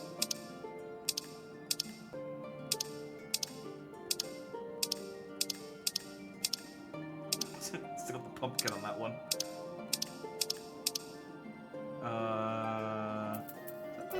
Oh, that's just the level 1 gear.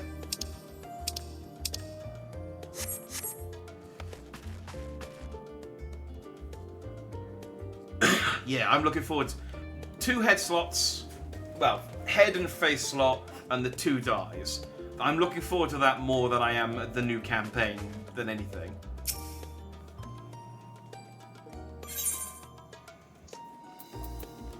Amrelassi, blend of yogurt and spices. Oh, hang on. Oh, but I won't get my shoes. I'll get yogurt if I go with Thancred, but I get shoes if I go with Kryl. Oh, road trip with the boys or a study session with all the nerds. Alright, we'll go on the road trip.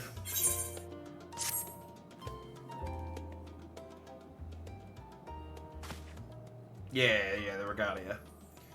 I have Kryl's instructions in hand. If you're ready to set out, then so are we. Having been to Thavnir before, I can travel by Aetheryte. But what of the rest of you? Another sea voyage would waste time we do not have. Kryl is of the same mind and has already secured the aid of the good folk of the Confluence. We'll take ourselves there. The Confluence, thou sayest? I'm afraid so, my friend.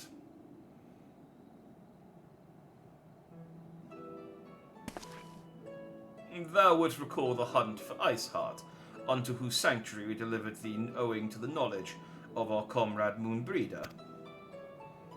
Moonbreeder was an authority on ethology, a field of study she did embark upon in pursuit of her parents' example. Both are authorities in their own right, and both are researchers of the Confluence.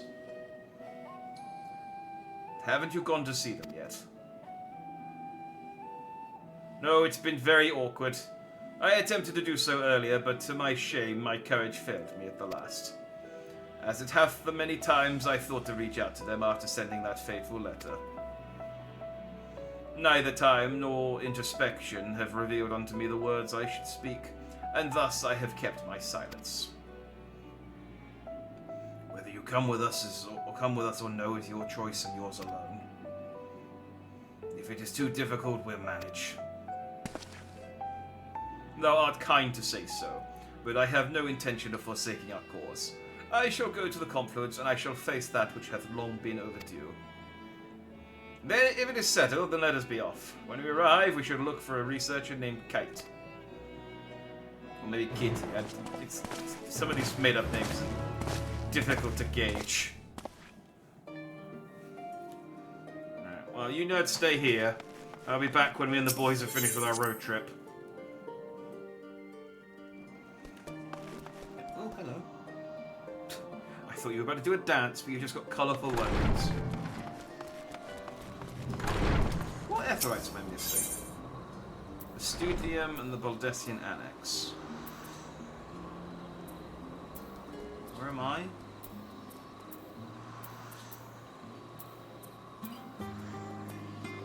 Where am I? Oh no, I'm at the Baldessian Annex. It's just the Studium I'm missing. Which is... over here. Well, let me go grab this Aetherite and then I'll have all of them. Let's go, my little bean.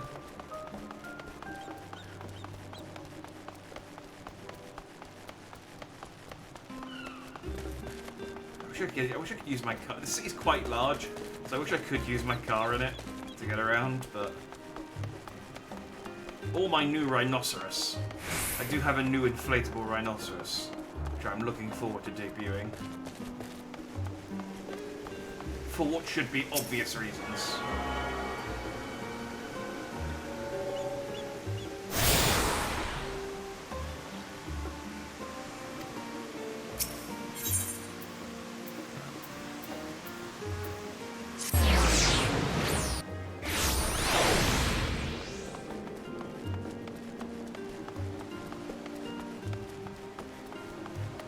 Let's go and have an awkward conversation with Moonbreeder's parents. Oh, hey, Aetherites. Wonder if they're here, just sort of hanging around.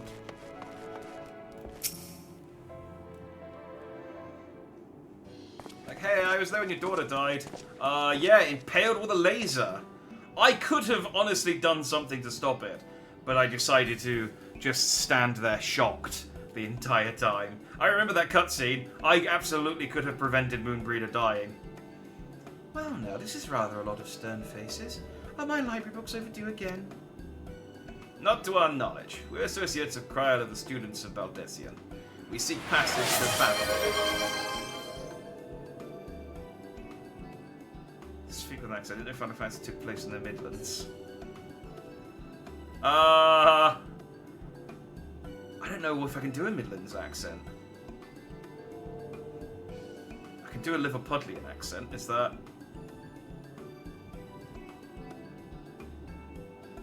Is Liverpool in the Midlands? I think Liverpool counts as the north, unfortunately. Why would you tell me about the football club before the town? Northwest. I don't know what Midlands... Hang on. I'm going to have to listen to a Midlands accent now.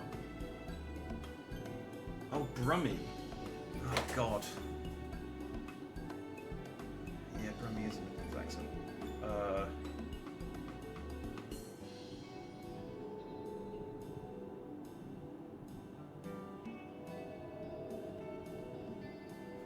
I don't know if I can.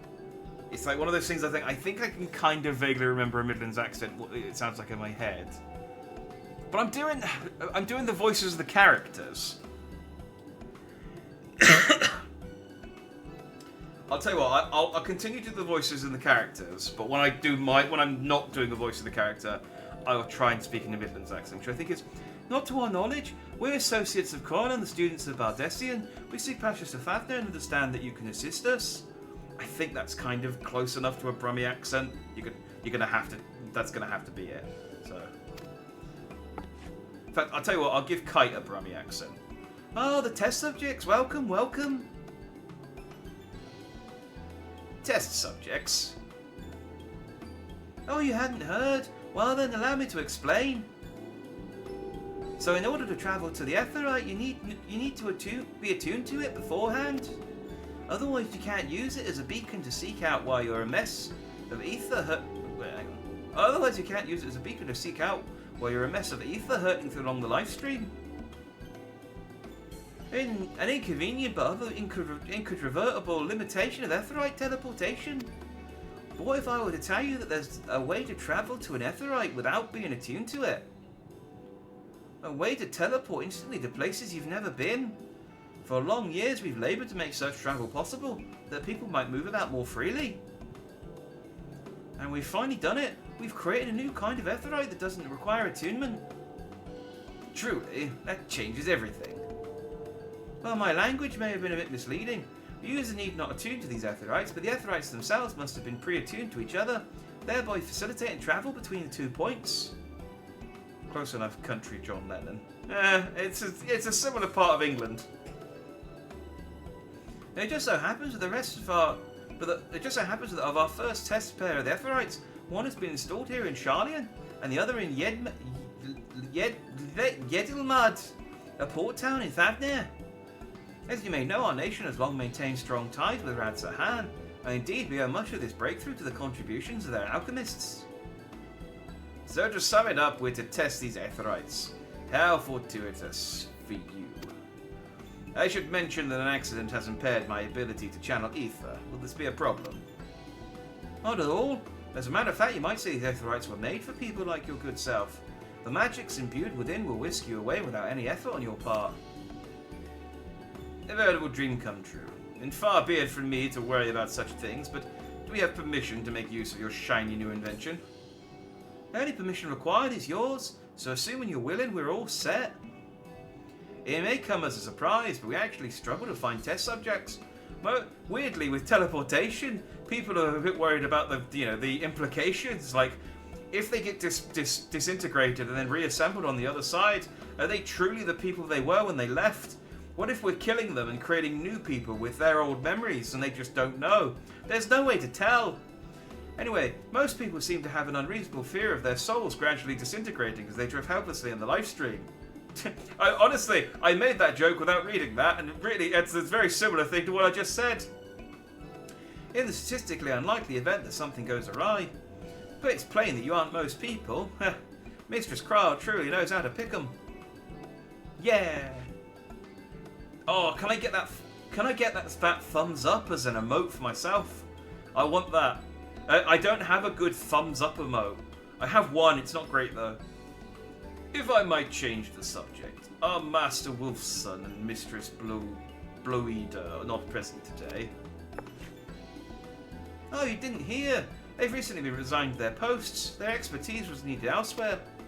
A large-scale project helmed by the Forum itself, as I understand, but I'm not privy to the details. I see. Any other questions? No? Then let's get going before you change your minds. Let's see to the preparations and head outside to the Aetherite Plaza. I'll be along shortly.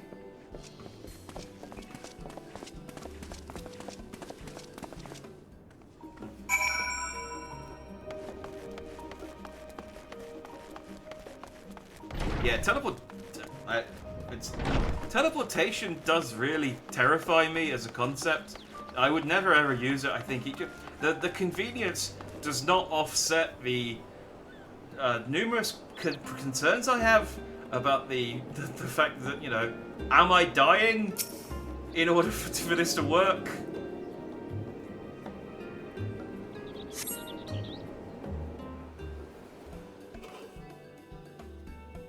Use it for parcels, not for people.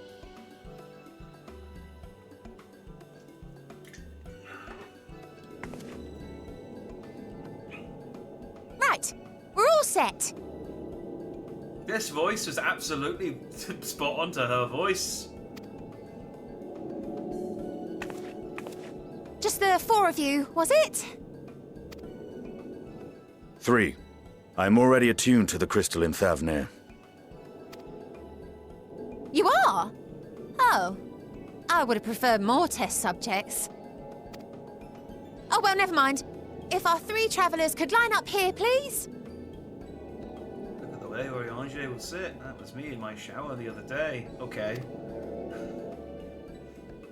I'll take that.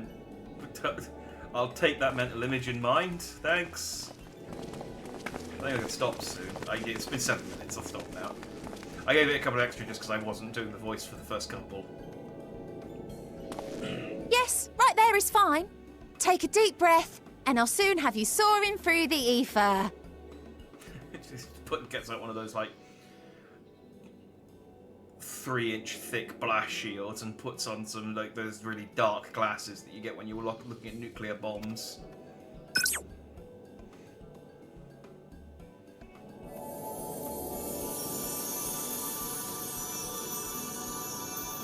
Oh, and one last thing. You might experience a teensy-weensy touch of violent ethereal sickness. Good luck! What?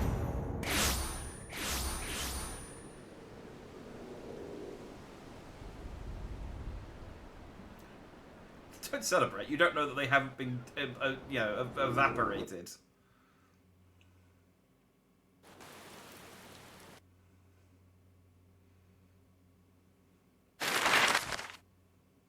We'll teleport in at the same place and merge into one person.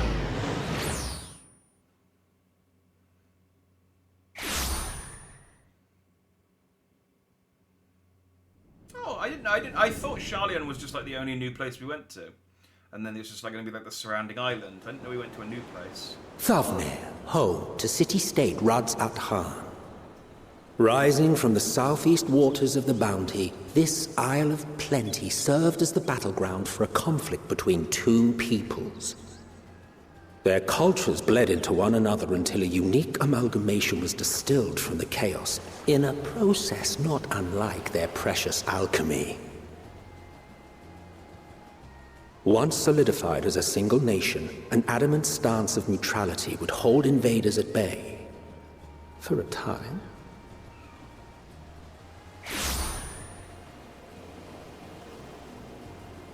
Now across this vibrant isle creeps a fog of malice. What choice do you have? I was going to say my seem to be fine, but never mind. What chance? This is the part where the regret begins, yeah. Oh, there, Oriange held out for as long as he could.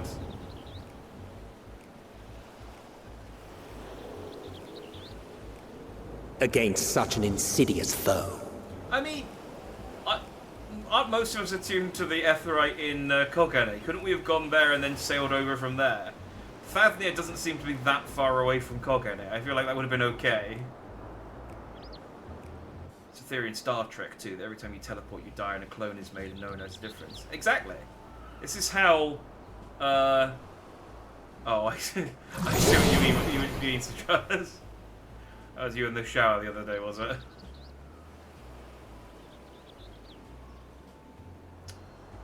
I've seen fairer faces after a bout of bad shellfish. Yeah, it's like there's no convincing, like, because even if they say to me, look, all that happens is your molecules get broken down, moved somewhere else, and rebuilt using the same molecules. It's like, but is that still me if you break me apart and put me back together again? Like, if I completely disrupt... I mean, I guess, yeah, it's just a matter of opinion. Like, if you take something apart completely and then rebuild it, is it still the same thing that it was before? Now, like, if it's made out of Lego, then yes. But if it's made out of, meat, that's difficult. It's harder to argue.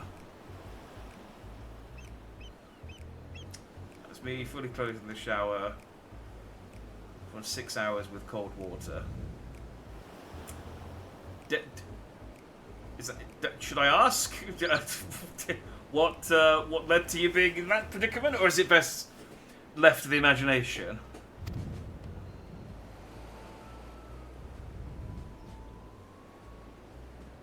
Let me bring you something to drink. That should help settle your bellies.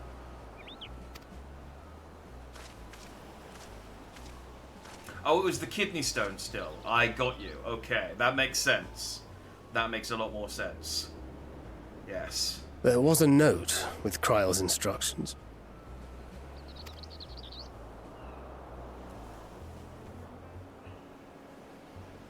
Don't let Estinian roam the markets alone. He's alarmingly bad with coin.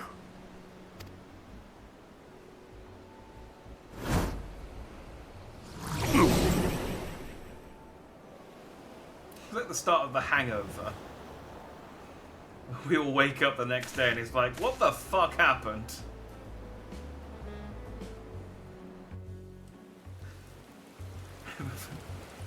You managed to will yourself to your feet, but given your condition, will you be able to reach Estinian in time? I like the fact that I am suffering from like an incredible ethereal, ether hangover, same as Orianji and Thancred. But the thought of Estinian wasting money has willed me to my feet. Oh.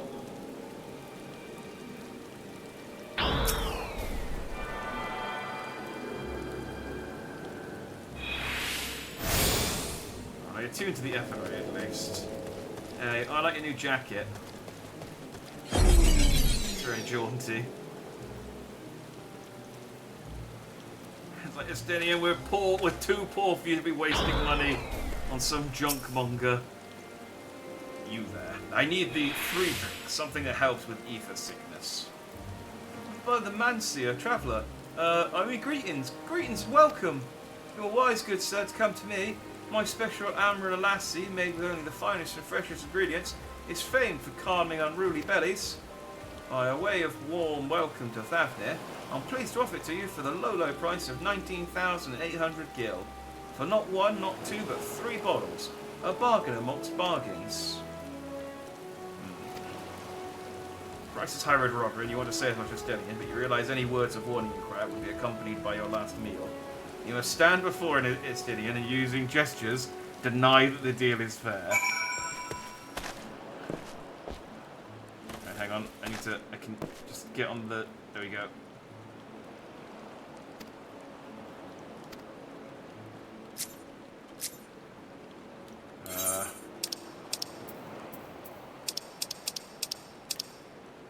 Where's deny?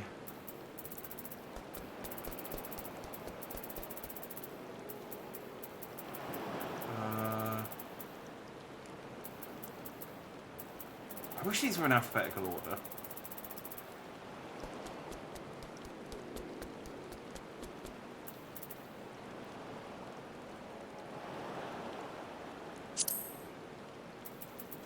There we go.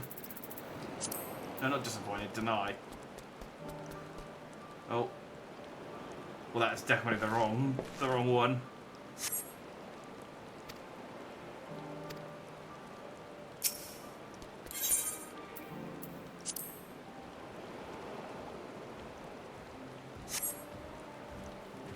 I thought you could barely stand. What do you need to tell me that's so urgent? Wait, I shouldn't buy the lassie. This merchant is swindling me. It's a serious apology, sir, but I appear to have my prices confused. It's actually 1,890 gil for the 3 bottles of lassie.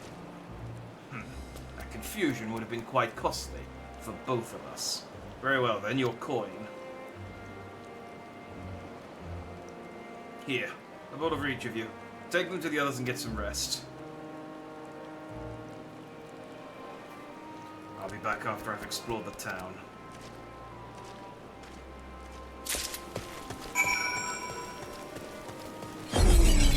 Ugh. Hip thrust. It's time to say goodbye to my friends. I'll just dance interpretively at Estienne until he understands.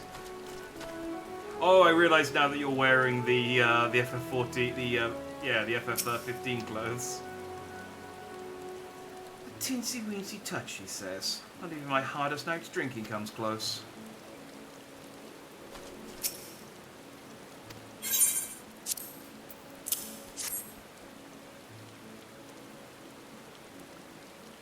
Praise be to the 12. My stomach doth loosen its death grip. My heartfelt thanks to thee and Estinian, and to the fine fruits of this land. You were in time. Excellent. You spared us Tartaru's wrath.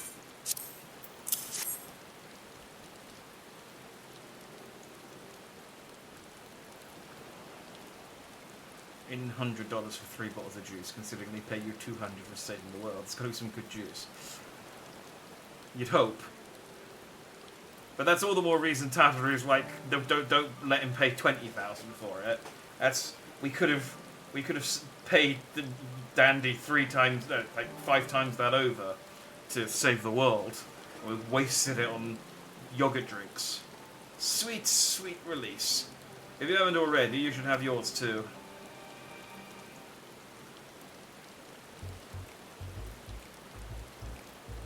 Coke before they took out the Coke. Oh, I would have loved to have tried that. Like, you got to imagine that was like. I mean, it was addictive. I don't drink Diet Coke anymore because I used to be addicted to it. But and I imagine Coke with actual Coke in it would probably be more addictive. But still, just once. I mean.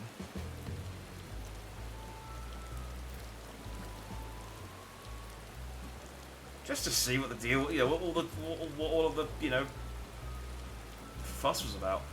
Right, I'm ready to get on with it. That lassie truly worked wonders. Back on your feet, I see.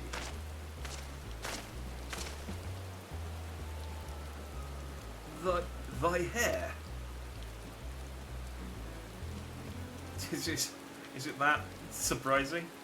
Aye, I've bound it. 'Tis the most I could do against this heat, short of shedding my armour.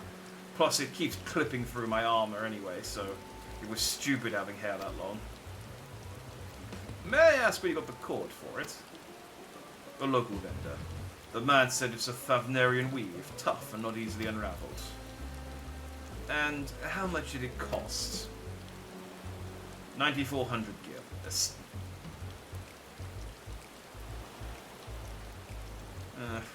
9,400 gil. A steal, I was told. Just nothing fancy, but I've always valued function over form. That's incredible. I dare say not even Alphino could hold a candle to you.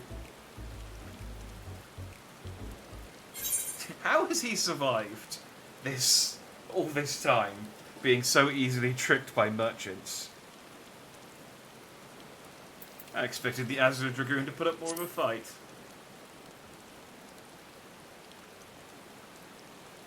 On that subject, I shall refrain from making comment. Yet I cannot help but observe that the merchants seem overzealous in their pursuit of profit. Claiming Thavnir as his dominion, the nation of Radzat Han long hath thrived as a hub of commerce. In the beginning, there were Arcasadora, a Matanga tribe indigenous to this island. Over time, they came to be joined by other races, and through their intermingling, a culture rich and distinct did emerge.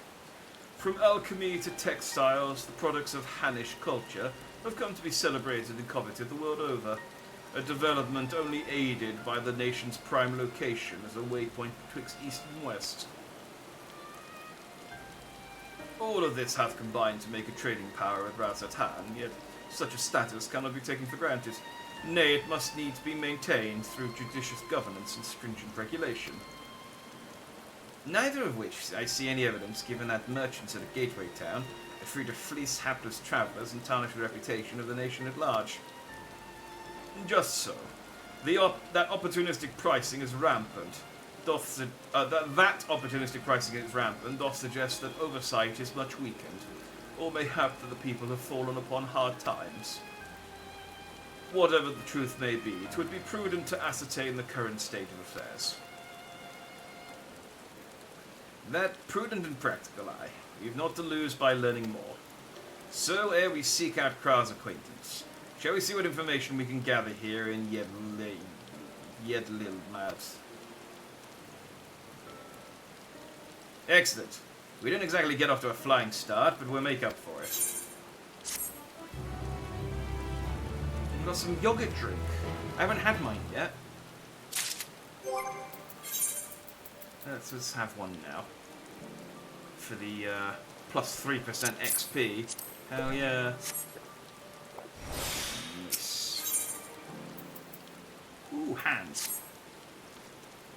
Right, let us split up and make inquiries in town. Jack, the pier is yours. Once we have learned what we can, we regroup to the Aetheryte. Off-putting though the mere sight of it may be.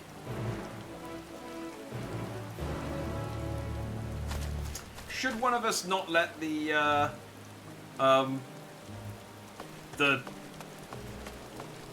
researcher lady know that we, you know, didn't get disappeared into the live stream? Oh, this is only one shard here. Oh, that makes that easier.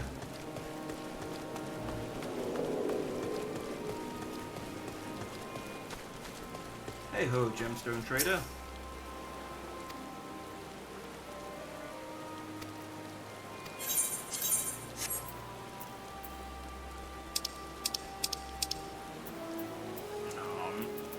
Yeah, that's another thing I have to do at some point as well, is grind fates, because some of the gemstone traders in Shadowbringers have triple tried cards as well. What's up?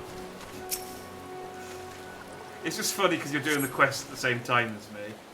The crate is laden with fruit, but on the verge of spoiling as if they've been left too long.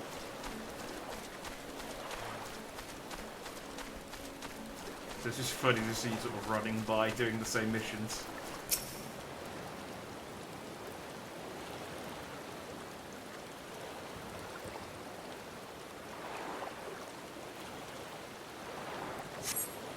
Gazing out from the pier, you spy boats moored off nearby isles, with the silhouettes of larger seafaring vessels farther away. Compared to other ports you've visited in the past, there appears to be very little activity. Oh, I can actually use my my car here, which is good.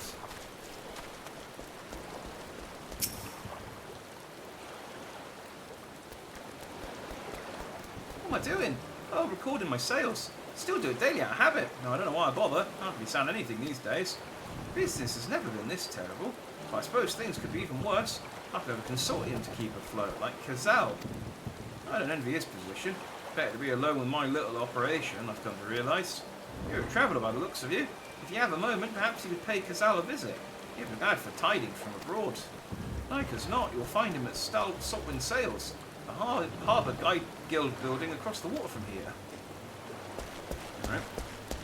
I will, like as not.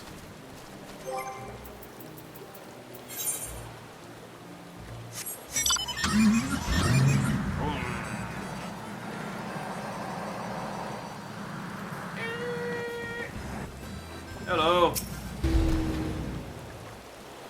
Oh, an elf is a traveller. You're a rare sight in these unsettled times. He would have been giving us a wide berth since that accursed tower suddenly appeared at Naranair. If it just stood there and loomed ominously, perhaps things would be fine after a fashion. But now I had to spawn fell fiends as well. We still have our lives thanks to the Radiant Host, but business is as good as dead. What will become of us, only the gods know. Ooh, I wonder who the Radiant Host is. Maybe that's like a radio presenter. We won't combine with the live stream. We did see this weird spiky-haired blonde kid with PTSD and a hot boxing girl with big boobs. Can we go again?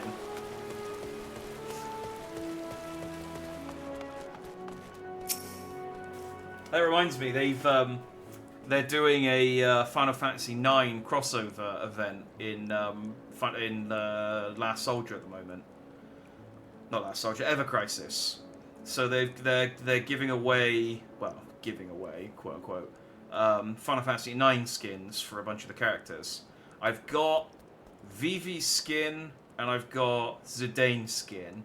Disappointingly, they're not doing a Steiner skin. Otherwise, I would have absolutely got a Steiner skin.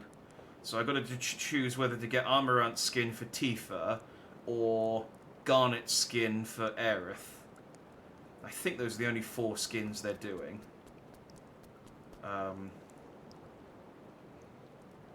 But yeah, Zidane Steiner Vivi would have absolutely been my my go-to if they had given it, if they had had it as an option.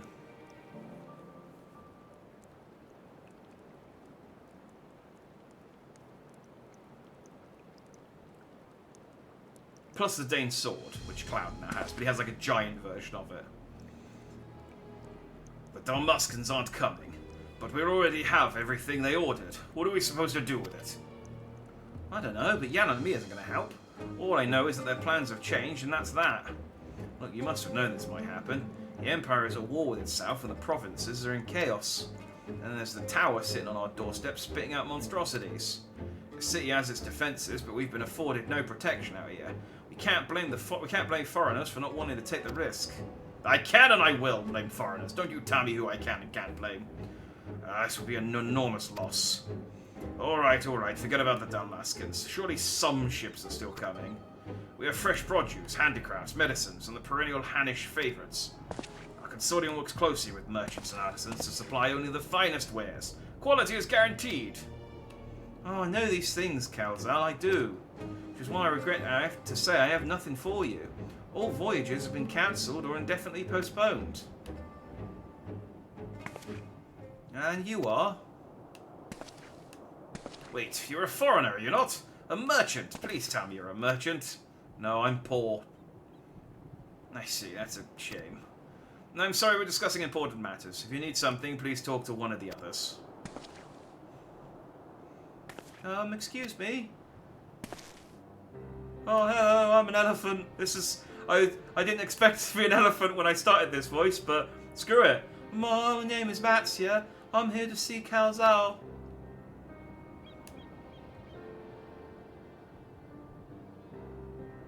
Oh, it seems he's busy. I'll come back later then.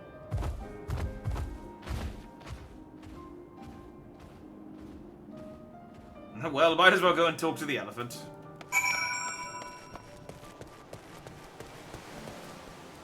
Oh, sorry, different elephant.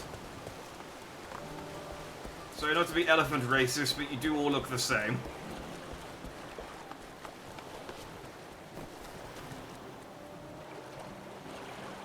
I've seen you fishing. Now let's see if you can sell fish. To be fair, I do sell... I think I have sold all of my fish, I think. They might be... Actually, they might just be in my inventory for the last 2 years. Barrett Steiner was a slam dunk. They didn't even give... so you can get Steiner's sword, but it's a Glen weapon. But yeah, they didn't give Glenn a Steiner costume. They gave the Zidane costume to the new lady character. What's her name? The shooty gun character, and she's got Zidane's staff as a gun, which is good. You know, a solid choice out of the characters that were available. I mean, Aerith as the sort of magician probably would have made more sense, but this is funnier. And Aerith gets way too many costumes. She's currently got a Chocobo costume that came out over a... Why was there a Chocobo costume? It might have been the Halloween costume for her, I can't remember. Cancel this guy, racist towards elephants. Yeah, sorry.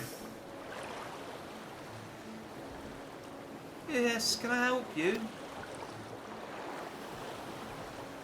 Oh, I remember seeing you back at the guild. You wanted to speak with Calzal too, did you? I'm Matsia. I'm a fisherman of the Akali, the nearby village. I sell my catch to Calzal, who offers it to foreign merchants, but he hasn't bought anything for a while now. When I heard that the consortium had been struggling, I became worried and decided to come and see him. Just as soon as he's free, anyway. He's a hard-working man, and I dare not disturb him. Have some gloves. It's like, oh, okay, thank you. It's alright, it's a tradition where I'm from to give people gloves after you meet them.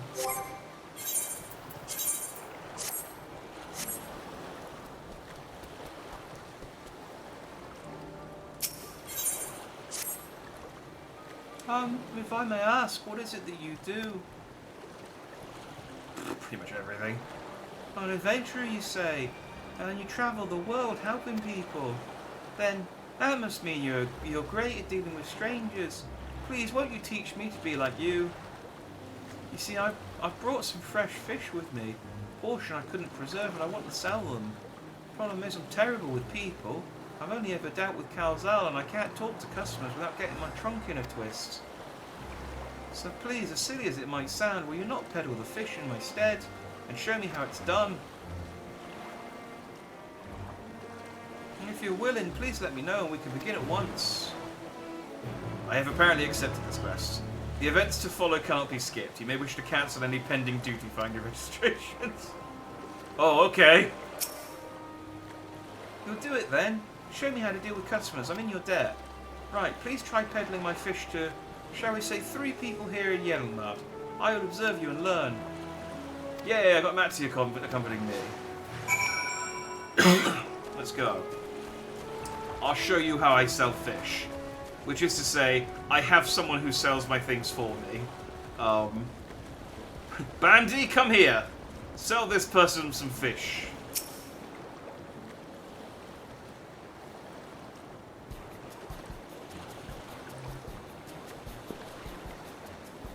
Yes.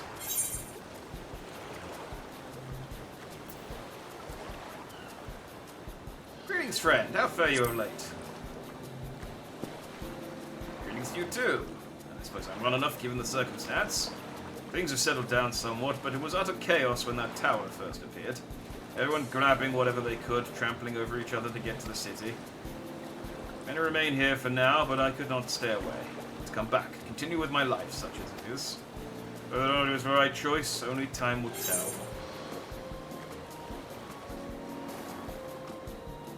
There's no place like home, but don't do anything dangerous, eh? Oh, trust me, I don't. I make sure to keep well clear of the tower. And when the more monsters emerge from it, I heed the Radiant Host's instructions. I hope they deal with it soon so we can get back to our normal lives. To the days when you could earn as much as you gave. And tuck into a meal satisfied that you did good work. Speaking of meals, why not have some fresh fish today? Fresh fish, you say? Oh, you're a fishmonger. You bait me like that, how can I not bite? Very well, give me some of your fish.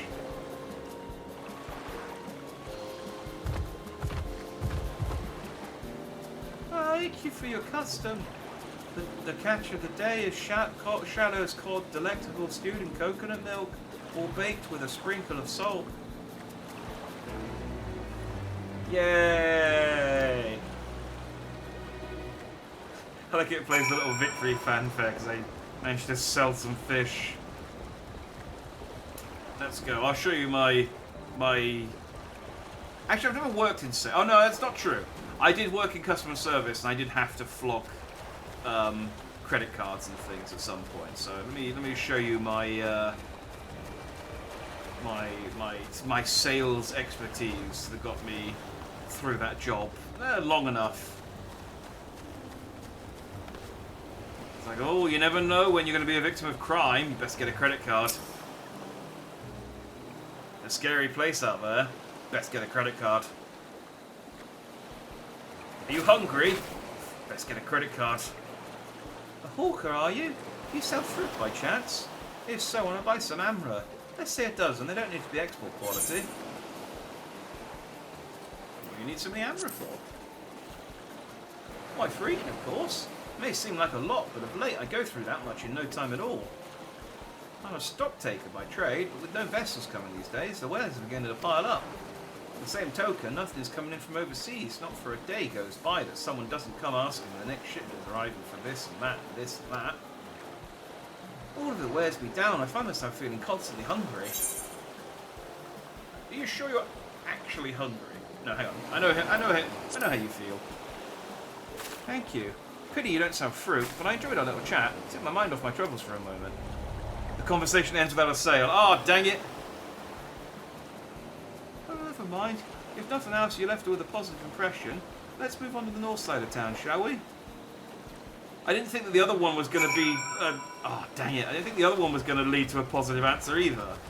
Because I was going to go, like, you sure you're actually hungry and not just bored? And then it's like, well, if you're not hungry, how about you... If you're going to be bored anyway, why don't you eat some fish? Okay, well, I got 1 out of 2. I got 1 out of 2. Let's see if I can go... Let's see if I can get 2 out of 3, at least.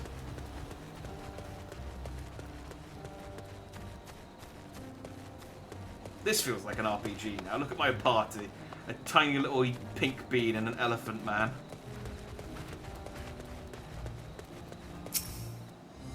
Let's see if I can do this one.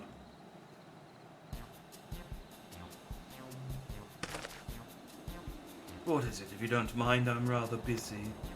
Oh, God, my stomach. Ugh. Ether sickness? No, nothing so unusual. In my hurry to get back to work, I just ate a little too quickly.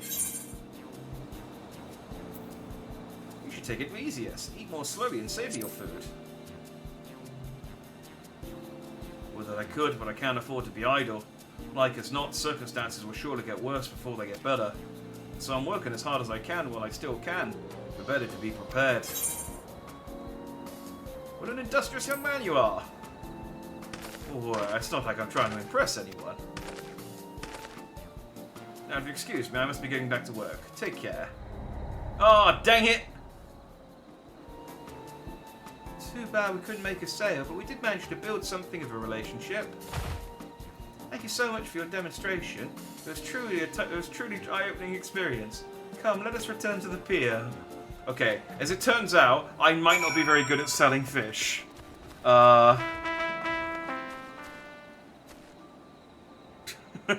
I appreciate the effort, Citrados.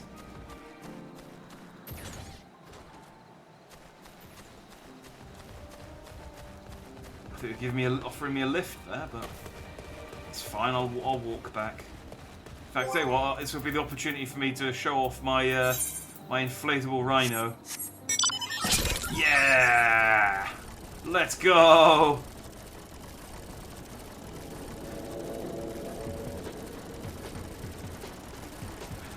I think this might be my favourite collaboration.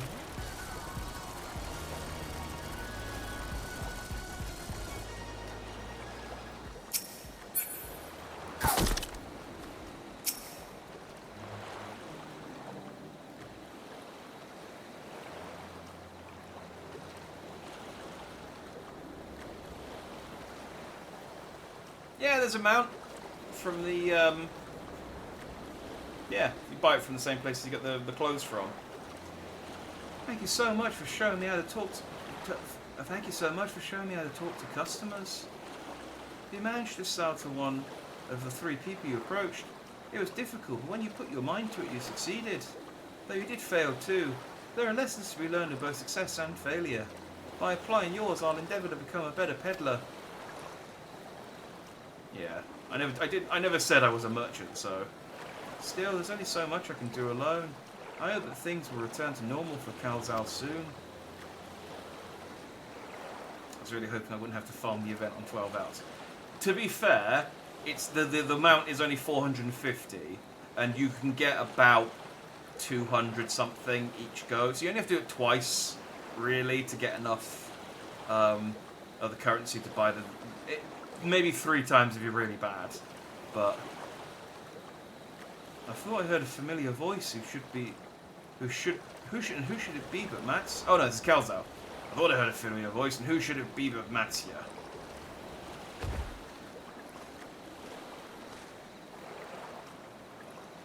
Calzal, have you finished your business at the guild? So you were there too. Forgive me. Try as I might, I can't find any buyers. No ships coming in and hardly any going out. There simply aren't any options. At this rate... So you can't buy my fish anymore. I'm sorry, Matsia. I truly am. But for now, you must peddle your own goods. Oh, by myself I can. I want to help you, I do. As it stands, I can barely help myself. I've poured my all into the consortium, and I'll be damned if I let it fall apart. I have friends and families depending on me, and I can't. I won't fail them. The sisters as my witness. How's Al? No, not to worry. Using what I've learned from you, I'm sure I'll manage. Somehow. Sorry I couldn't be a better example. Well, I'd best return to my village. My thanks again, and please take care on the road.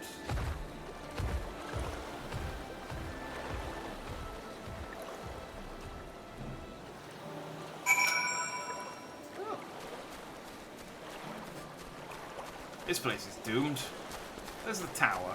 Oh, I guess it's over there. Let's go and break it. That'll solve all the problems. You know, what's one lunar primal to the four of us? I'll go in and lure it out, and then we'll beat it up on the outside. I see you've been busy. Managed to learn a tidbit or two, I trust. Let me check Dandy Star, because I got 3 out of 3 sales personally. Look, I chose what I thought was the right option, and just like with real sales and real conversations, there's no back button to try again. I see. We also heard that the tower is affecting many locals' livelihoods, but to think they would be to such an extent.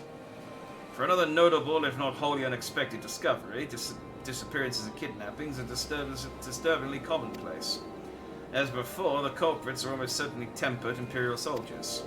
And as before, they mean to use the faith of their hapless thralls to call forth the lunar primal. Business as usual for the Telophoroi.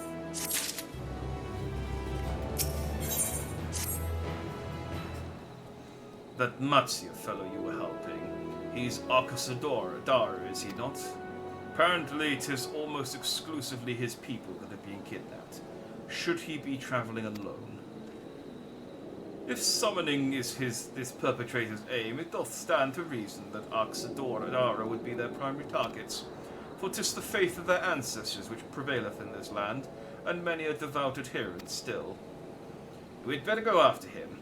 Akyali lies to the west, as I recall. The same direction as Kral's acquaintance, incidentally. It's settled then. It's settled then. Keep your eyes peeled while we make for the village. It's like, okay, lads, let's go. Let me get my car. Hang on. Alright, guys, I got the car. Guys. Oh. I'll drive over there on my own. Got the radio to keep me company.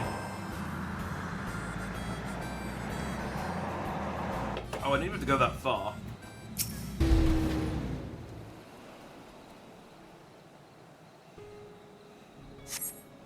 You don't see Matsuya nearby, but the elevated ground up ahead may provide a better vantage point.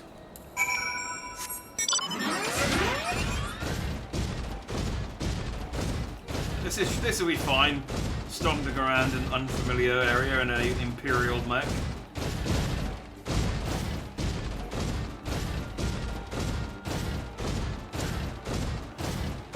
Wait, so they have actual elephants and elephant people?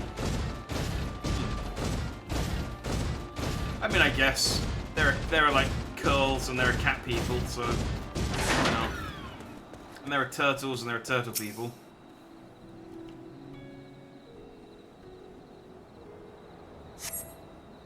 You not see Matsuya from here either. No, help me. Leave me alone. Somebody help. Matsuya's voice, and it came from the north.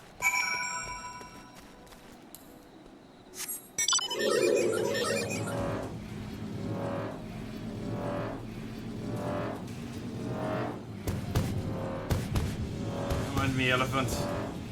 I'm going to save one of your friends. Oh yeah, some combat. Wait, hang on. I never summoned your chocobo while he was stable. Oh, dang it! I stabled my chocobo.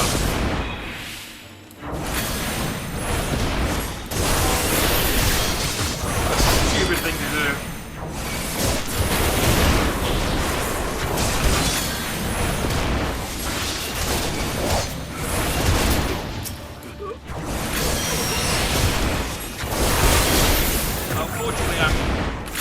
levels higher than these guys, so...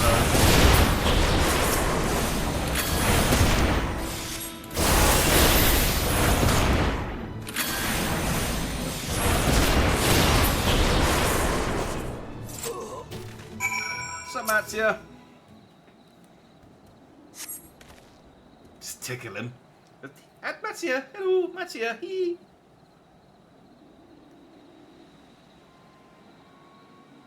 Oh, where do they go? Why are you here? I see you found him in time.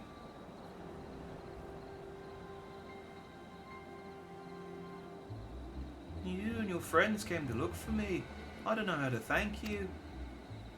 On my way home, I took a moment to stop and rest. Think about what to do about, well, everything. Then those men came. Kidnappers. We'd heard that the Oxidara were being targeted. Surely you have as well. Perhaps it's best you took refuge in the city. Well, we've considered it, me and the others, but fishing is all we know, the ocean all we have. I see. It's a decision to make, but you should take care not to travel alone.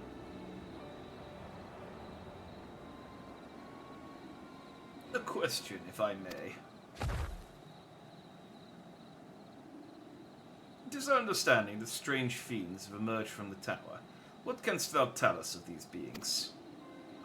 Not much, I'm afraid. I have no idea what they are, but I've heard that some bear an unsettling resemblance to our divinities.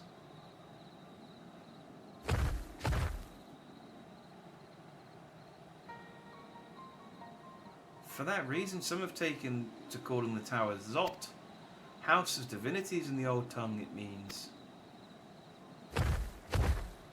But they're not true divinities, they're monstrous imitations that bring only death. To have one's faith so twisted is a grievous indignity, and full justified art thou in thine outrage. Know that 'tis for no other purpose than but to neutralize the tower that we have journeyed to this land. In time we may be forced to contend with these false gods, and thus we would learn all we may about them. Wilt thou not tell us of thy divinities and their true nature? You've come all this way to save us? Really? To think I had you peddling fish. That explains why you're so bad at it. But to answer your question, yes, of course. We'd gladly tell you about our gods. We, I say, because I'm a terrible storyteller, and I'd ask my fellow villagers to do it. So please come to our village. We're good, gods-fearing folk, all of us, and would be honoured to share our knowledge, and fish. What sayest thou? Shall we pay a visit to the Akyali?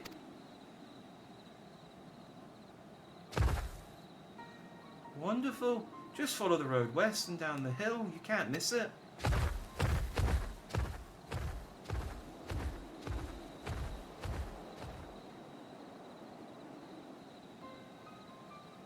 So, this is the simulacra of Thavnarian gods that are now being summoned. If any doubt existed before, there can be none now. The kidnapped Hanish are imprisoned in the tower. I pray that we will be able to save them. Though indeed, saving them would mean confronting their false gods, like as not. As you said, we'll do well to study their religious traditions to Akyali. There, I imagine we shall do 3 missions for them in order to gain their trust, and then they will tell us the information we need. Such is the way these things go.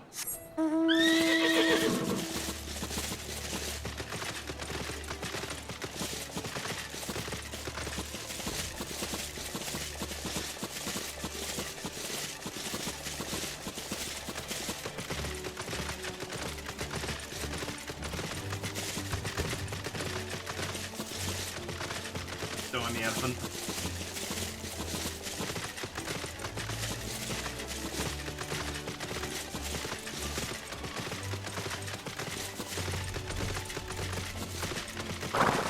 Hello. Welcome to Akyali, my friend. The name means white beach, and there isn't much here save that. But please make yourself at home. Your companions have already begun talking to everyone. Feel free to show yourself around and do the same. Any one of us can tell you about our gods, but you could do worse than to start with Kanga and old Hasvida. They're free at the moment, as it happens.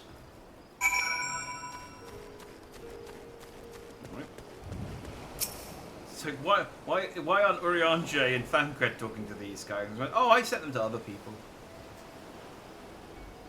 You wish to know about our gods? What a curious visitor you are. Most want fish. But in any case, I'm happy to oblige. Now, I don't know how it is. Now, I don't know how it is whence you hail, but our isle is home to many gods. They can be. You're hungry. Your eyes have glazed over. They can be divided into two groups: the Manusia, being of wisdoms who assume the form of men, and the Murga, beings of might who assume the form of beasts. Together, they are divinities. Their forms and personalities many and varied. Some are kind and gentle, others stern and temperamental, just like we mortals can be. All are possessed of great insight and experience, and by heeding their teachings we strive to be better people and live better lives.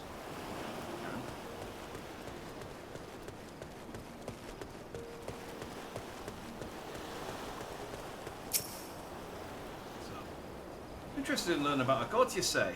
That's what I like to hear. Pick up your ears then and listen. In ancient times, the Manusia and the Murga, deities who looked like men and beasts respectively, were locked in conflict, eventually seeking the wisdom of the Manusia. The Murga cast aside their own heads and took up those of their foes. Likewise, the Manusia converted the might of the Murga, and so they too resolved to trade heads. Thus were born new gods possessed of both might and wisdom, and they ushered in an age of harmony between the two factions. From then on, as a sign of their esteem for one another, the Manusia have worn animal faces, and the Murga the limbs of men.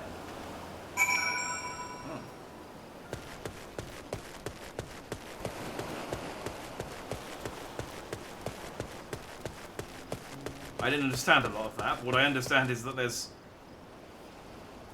some people wearing animal faces and some people wearing limbs. Like some sort of weird serial killer. There you are. Learned a thing or two about our gods, I trust. While you're off talking to the others, I remembered something that may be of interest. If you could let your friends know, I'll go and fetch it from my home at once.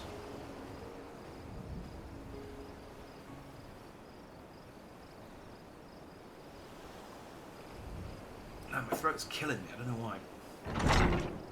Ah.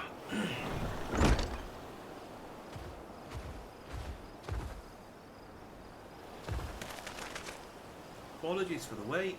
I wish to show you this hanging scroll which depicts 3 of our most revered deities. But by all means, we should like to see it. Oh cool, we're getting another picture book.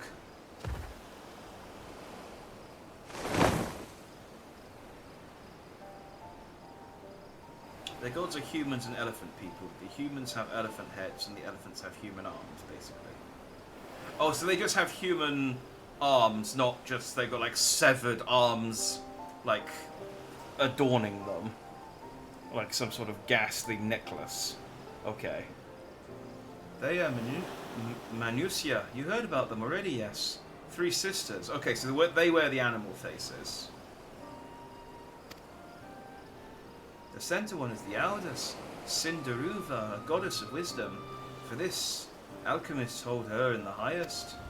To her right is the middle sister, Sandaruva. As a goddess of wealth, she counts many traders among her followers. And on the left is Mindaruva, the youngest sibling. She provides over the crafts and so is beloved by the weavers. Although each is worshipped for different reasons, the sisters are usually portrayed together in these works, which people keep in their homes for good fortune. I like the green one. Basically, they traded body parts out of respect for each other. Yeah, I got that part as part of the myth, and then it was just like the bit after that that is sort of like to, you know, reflect this myth.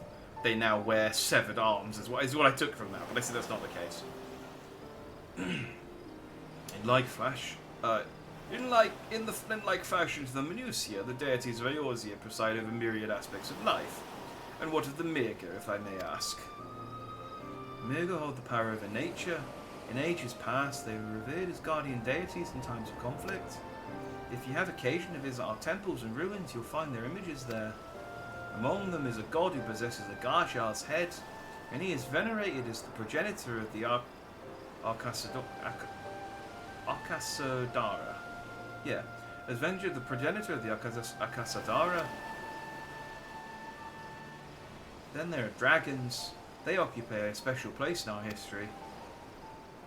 You worship dragons too. It is said that an ancestor of the satrap, that's the ruler of Radzahan, forged a covenant with the dragon divinity in ancient times. This divinity has since acted as the guardian deity of the satrap. Legend holds that if the satrap is in need, his dragon ally will fly to his aid. Dragon ally.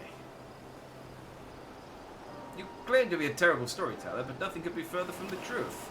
The passion you bear for your faith is plain to hear. I'm confident that the information you've given us will serve us well in our efforts to deal with the tower. That's very kind of you to say, thank you. I will pray for your success.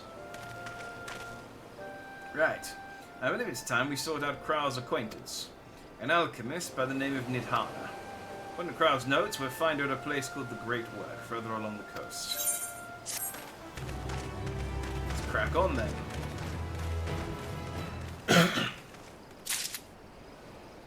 Let me just check. I wanted to go longer. I wanted to go for like at least 4 hours today, to sort of get in a, you know,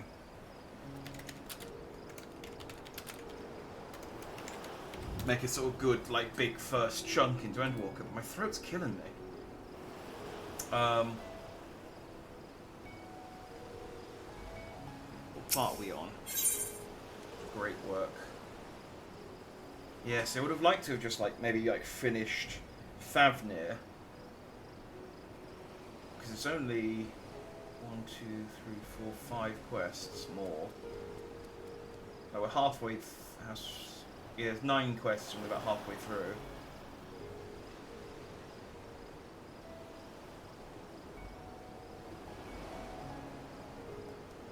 But I might have to. I mean, we'll do one more quest. We'll do one more quest. But yeah, my throat's killing me. You say you're going to see the Nidhana. Oh, how I envy you. She's brilliant and beautiful, kind and understanding. And did I say she's beautiful? Oh, I could stare at her dainty ears and adorable trunk all day. And those eyes. When you meet her, take care you don't drown in them. Gotta go make dinner. Oh, no worries, Stratus. Enjoy dinner. I mean, honestly, that's probably more of a reason to, in fact, yeah, let's just, it's midnight, let's just stop there. So, yeah, I'll yeah, because my throat's killing me. I wanted to make a sort of bigger, first kind of go at this, but, yeah, can't help my throat. So we'll call it that. Apart from that, I'm going to be streaming, I want to stream Mario Party RPG tomorrow, which I'm very confident doesn't have voice acting. So I need to rest my throat. I was originally planning to do a 12-hour stream and just go from like lunchtime, but I don't really want to play it that much. So I might just do an afternoon stream and start like an evening stream and just start like 6 and do maybe like a 6 or 7 hours stream in Mario RPG. So, which I'm excited for because I've never played Mario RPG before and I've heard very good things about it. So I'm excited to see what the fuss is about. So, yeah. If I see you then, I will see you then. Otherwise, I will see you when I see you. I'm going to go and nip over to the gold saucer real quick and just turn in all my stuff and then go to bed. Pretty much. So, yeah. Thanks for watching if you did. We'll do some more Endwalker next Friday. And hopefully my throat is a bit better and I can get at least to the first dungeon, which I'm looking at a quest chain of is, I think, doable, potentially. So yeah, so if I see you then, I see you then. Otherwise, good night, and goodbye, and good dandy. I don't know.